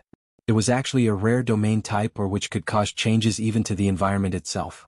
Wave or was one known to be the core of many top-tier black-grade water force defensive treasures. It was able to face an attack and erode it in continuous waves. Although it wasn't initially powerful, it was likewise persistent. By the time it reached the person the attack had targeted, the attack might not even have 10% of its original strength. Once again, this was also a domain type Oregon. As for his life forces, Lionel chose two vein type ores. The first embodied bursting life force. This ore was known as second wind Oregon. It was usually designed to be the vein pattern of a pendant type treasure. According to usual crafting practices, this ore would be surrounded by another ore of a specific element. Once the pendant was activated, the treasure would shatter and immediately convert the whole of the element that surrounded it into power for the user. This was essentially like storing a second body of force within yourself. However, Lionel obviously wouldn't be able to use this ability when he absorbed the Oregon. What he wanted was the underlying mechanism of this ability. In order to work, this ore had to be able to quickly turn any kind of force into usable energy for a battle without a long process of adaptation. What this essentially meant was that it was a catalyst that was compatible when any body that it was attached to. This ability was the purest kind of life force there was. The words Anastasia had spoken had truly resonated with Lionel. She had equated comprehending a force to being like running. The way Lionel interpreted that was to mean that the action of using force was no different from any physical action you might take. Lionel had always seen force to be a separate part of himself, something that he pulled from the environment to use temporality. But second wind or was able to use its life force characteristics to take any force and make it a part of you immediately. What did this mean? It meant that it could very well be that the foundation of life force itself was this ability to make force a part of a person. And maybe life force, since it represented life itself, was precisely the force that connected humans like Lionel to all other forces as well. When Lionel looked at things like this, he felt like he grasped exactly what the core of Vital Star Force was. Maybe Vital Star Force was just able to take the most vibrant energy source there was in the whole of existence, the star, and catalyze it into power usable directly by the body. When Lionel grasped this, there were already changes to his stars. In fact, right this moment, his three vital stars formed their complete third and fourth dimensional star runes in one go. Lionel smiled, feeling that he was on the right track. So, rightfully, his second life force or was one that didn't convert energies, but rather provided a large amount of energy. This or was known as Longevity Jade Oregon. Longevity Jade or was considered to be both a vein type and domain type Oregon. In addition, it was a lot like herb or in that there were multiple stages of this or all the way up the dimensions. Lionel planned to fill himself to the brim with this or at every single stage. He would follow this formula for every step of the way. Longevity Jade or would stay the very same and the others would change, but the balance he would have would be unmatched. The end result would be a body that was both almost impossible to injure, and one in which, even if it were to be injured, had a healing factor that would reach an incomprehensible level. Lionel quickly made his way through the fourth dimension, his body radiating a delicate glow with every step forward he took. He also required much more than he had in the past to reach saturation at these stages as well, but he had long since been prepared for this, trading for more than enough. Chapter 1644. Published at 20th of February 2023 8:17 and 33 seconds AM. Chapter 1644. Condense if audio player doesn't work, press stop then play button again. Lionel absorbed a final bit of mercury or heavy waves of silvery light wafting off from him. His presence alone seemed to make the surrounding air heavier. He opened his eyes, exhaling a breath. He had just reached the very limits of his Tier 1 sixth-dimensional metal body. Of course, in doing so he had opened the next set of gates in his metal synergy lineage factor and had, as such, stepped into the sixth dimension with his body, allowing his strength to undergo a qualitative change. Lionel didn't bask in his own glory for much longer. Although he felt that he was particularly powerful left, he was still focused on other things. With his metal body complete, he now needed to create 3 sets of divine armors. The first 2 would replace the 2 that he had lost, and the final one would become his sixth-dimensional armor. Lionel had already decided to sync his metal body and divine armor. This would bring out the most of his strength, and this also meant that he had to lean upon the same path he had chosen to take, which meant water force and life force. Lionel believed that his path of water force was just fine. In fact, he even planned on using the exact same ores he had used to form his metal body on it. However, he wanted to do something different with his life force. Ultimately, his divine armor was meant to be a tool of battle.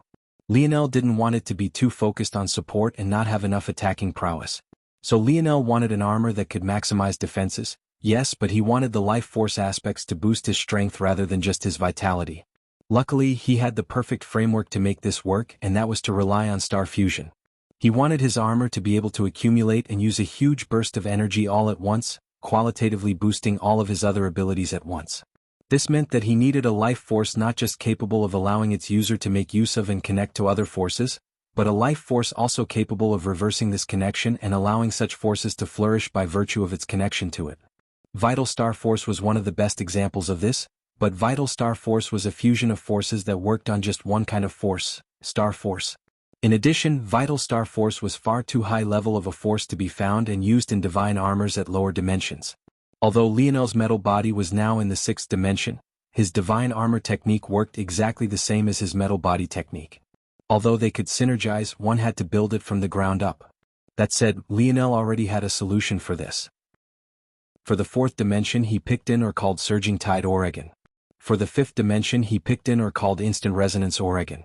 And for the sixth dimension he chose in or known as Central Pillar Oregon. All of these ores had different names, but they all had one main ability, and that was to bolster other forces, albeit to varying degrees. In addition, they all used life force as a basis, working beautifully with other Oregon. Each and every one of them was a foundational type or just like herb ore, and they functioned as such. In the past, Lionel could only pick one central or to build his divine armors around.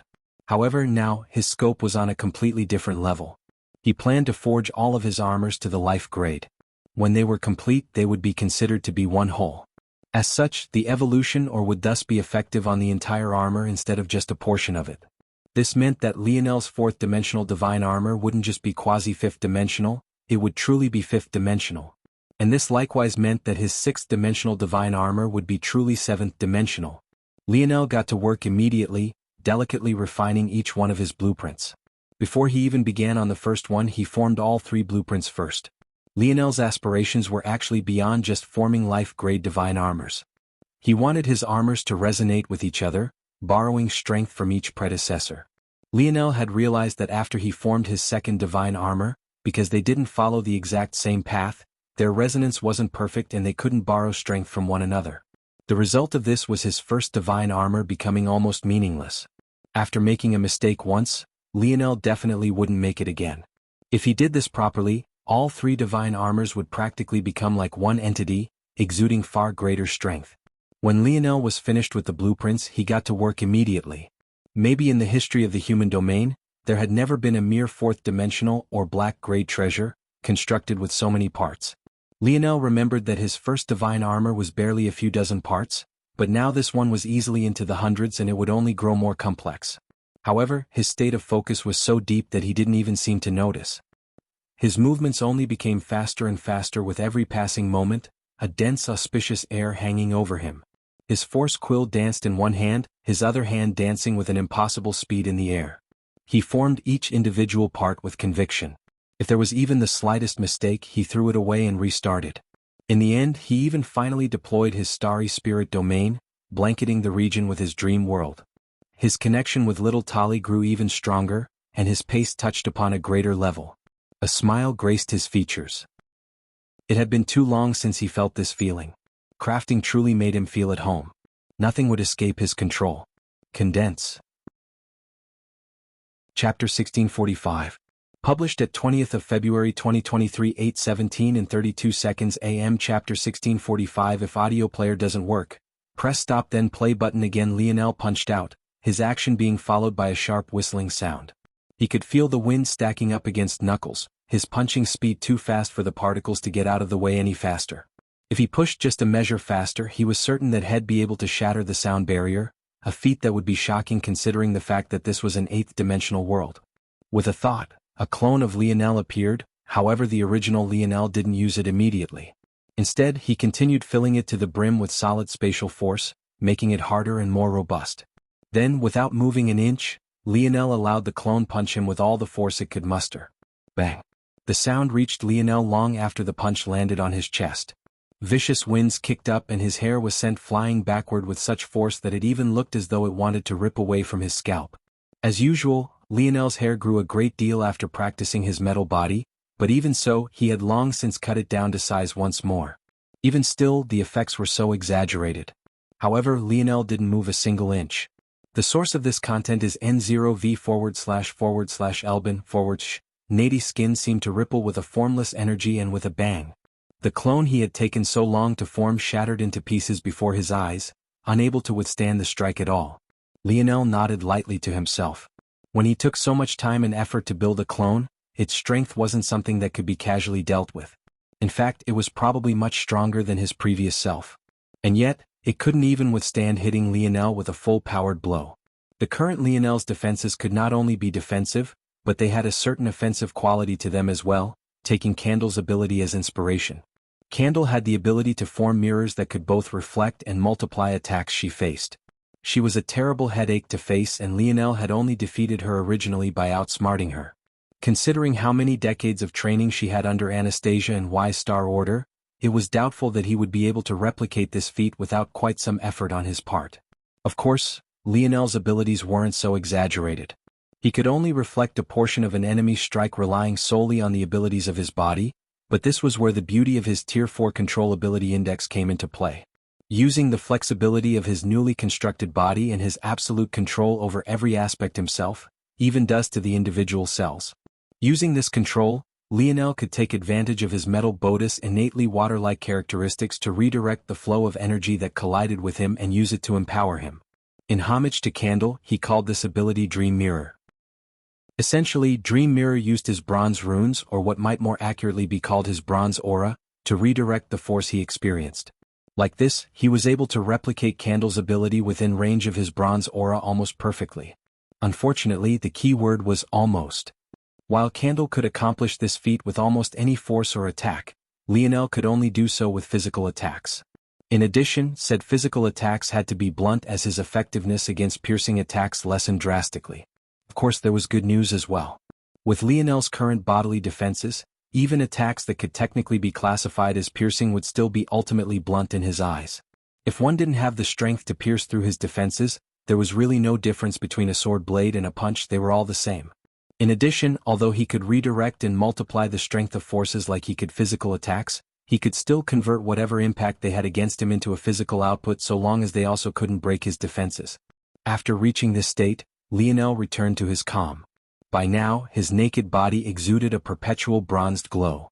It made others feel as though he was wreathed in a halo constantly, like he was separate from the normal world of humans. When matched with his vascular physique and his hair which also seemed to exude its own pale violet light, he looked to be far more like a spiritual than a human. Lionel flipped his palm over and a familiar gorgeous spear appeared. It had a bright golden harpoon-like single-sided blade, and a radiant white body covered in hexagonal scales. No matter how one looked at it, it looked far more like a work of art than a weapon of war. The faint sound of dancing and sharpening blades resounded around Lionel as closed his eyes, focusing on the movements of his spear. Due to his time in the zone, Lionel had had an opportunity to learn a lot more about resonance and its potential applications. As that experience accumulated, there was a subtle feeling tugging him toward a certain direction. Listening to and feeling the resonance of spear force had become a method to increasing his strength by leaps and bounds. Even though Lionel hadn't stepped into the sixth dimension with his spear force, after mastering poetry and calligraphy, his spear force had strength by huge leaps. So, wouldn't the same happen if he applied music and painting as well? However, had he truly mastered it? He felt like could always create more powerful lines, more powerful words to give wings to the feelings in his heart. It didn't even feel like these words had to be particularly tyrannical, or that they had to continuously one-up each other. That feeling in his chest, those emotions he wanted to embody, they all felt like they were the most important. What was that image his uncle had been trying to draw before he ran out of energy and stopped in dissatisfaction? Wasn't it just a simple spear? There was nothing grandiose or oppressive about it. The difference was in what his uncle wanted that spear to embody. That was where the strength lay. Chapter 1646. Published at 20th of February 2023 8:17 and 31 seconds AM. Chapter 1646. Weightless. If audio player doesn't work, press stop then play button again. By this point, Lionel's life force affinity had reached an unprecedented level, at least in comparison to his former self. This allowed him to see through things he hadn't been able to in the past, and he had even come to understand just where Aina's instincts came from. Life force was the core of it all, the root from which the connection to all things was formed. Lionel wasn't the kind of person who liked to rely on instincts. He wanted to truly understand something before he could apply it. This was the way he liked to work, and it was also part of the reason that he was so powerful now. While one might say that he could be more powerful if he simply entirely relied on his talent, was this really the case? If not for his analytical breakdown of calligraphy and poetry, would he have mastered it in as little as a year? If not for his structural understanding of bow force and its applications, would it naturally progress so far? If not for his analytical mind, would he be half the force crafter he was today? One might say that it was precisely because of his talent that he was able to progress so far and so quickly in things like bow force, but was that true? He didn't have a bow force lineage factor, but he definitely did have a spear force lineage factor, so why was the latter lagging behind the former? The bow just worked better with Lionel's personality and way of viewing things. Certain weapons had their own methods of interacting with the world, some of which Lionel understood and some he didn't. The bow, the sniper rifle or throwing weapons, were all weapons of skill, patience and calculation. The spear, however, wasn't necessarily like this. In fact, the spear was probably the most primitive weapon in all of existence. From its inception, it was barbaric and unrestrained. This simply wasn't a weapon that fit well with Lionel's personality. The source of this content is N0V//Elbin/. Needus. Lionel continued to move in silence, his heart calm and his thoughts flowing like the waters of a gentle stream. He thought back to old man Hutch.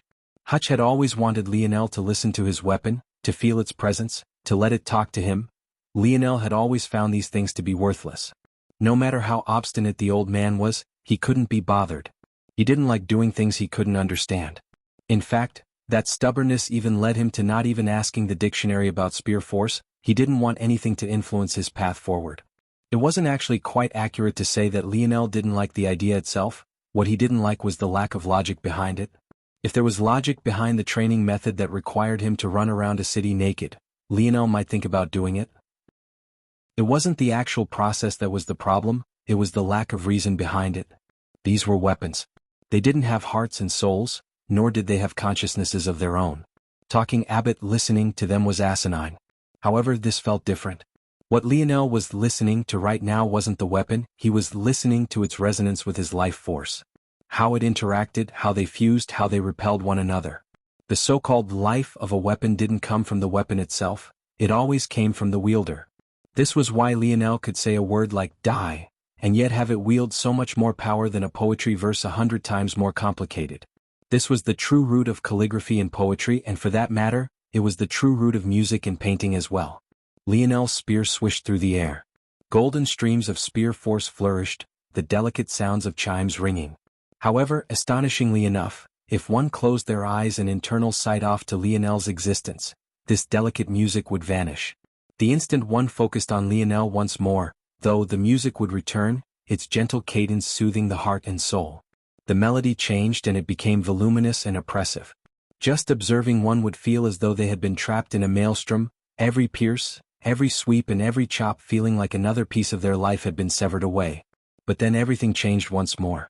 Lionel's absolute domain faded, the swishing sounds of sharpening blades fading into the background, and a gorgeous scene was painted by them instead, delicate flecks of golden spear force dancing through the air, adding to the beauty with every stroke. Lionel switched between countless stances. Each and every one painted a new picture and exuded a different kind of aura. Towering mountain made his spear towering and heavy. Streams of rivers made his spear swift and winding. Starry skies made his spear vast and endless, its blade capable of reaching any point with just a single pierce. But even these images began to slowly fade. As time passed, the melodies became quiet, lacking even the whistling of the wind. Soon after it, the vast images created by strokes of golden spear force also vanished, shrinking further and further until there was nothing left but the slightest radiance of a white gold spear. Everything became deathly silent, but Lionel's movements had never stopped and his eyes had never opened. After a certain point, he couldn't even feel the grass beneath his feet or the wind against his body. He felt as though he was gliding through a voice, the only feeling he could experience being the weight of the spear in his hand. He couldn't even feel the special characteristics of the spear in question. It was as though everything had faded but the embodiment of a spear. Not the spear or a particular spear, but just a spear, an amorphous construct without form or presence. And eventually even the weight of that spear vanished. In the real world, the white gold spear in Lionel's hand seamlessly vanished to be replaced by a jet black rod, radiating a dense black fog. And then Lionel pierced forward. You're tuning in to the Han Lee's Wuxia Chronicles YouTube channel. We're so grateful for your support, and don't forget to subscribe to join us on this incredible journey through captivating stories. Your generosity through donations truly makes a world of difference, as it's the primary source of revenue that allows me to expand and enhance this channel for you. Thank you from the bottom of my heart for being a part of this adventure.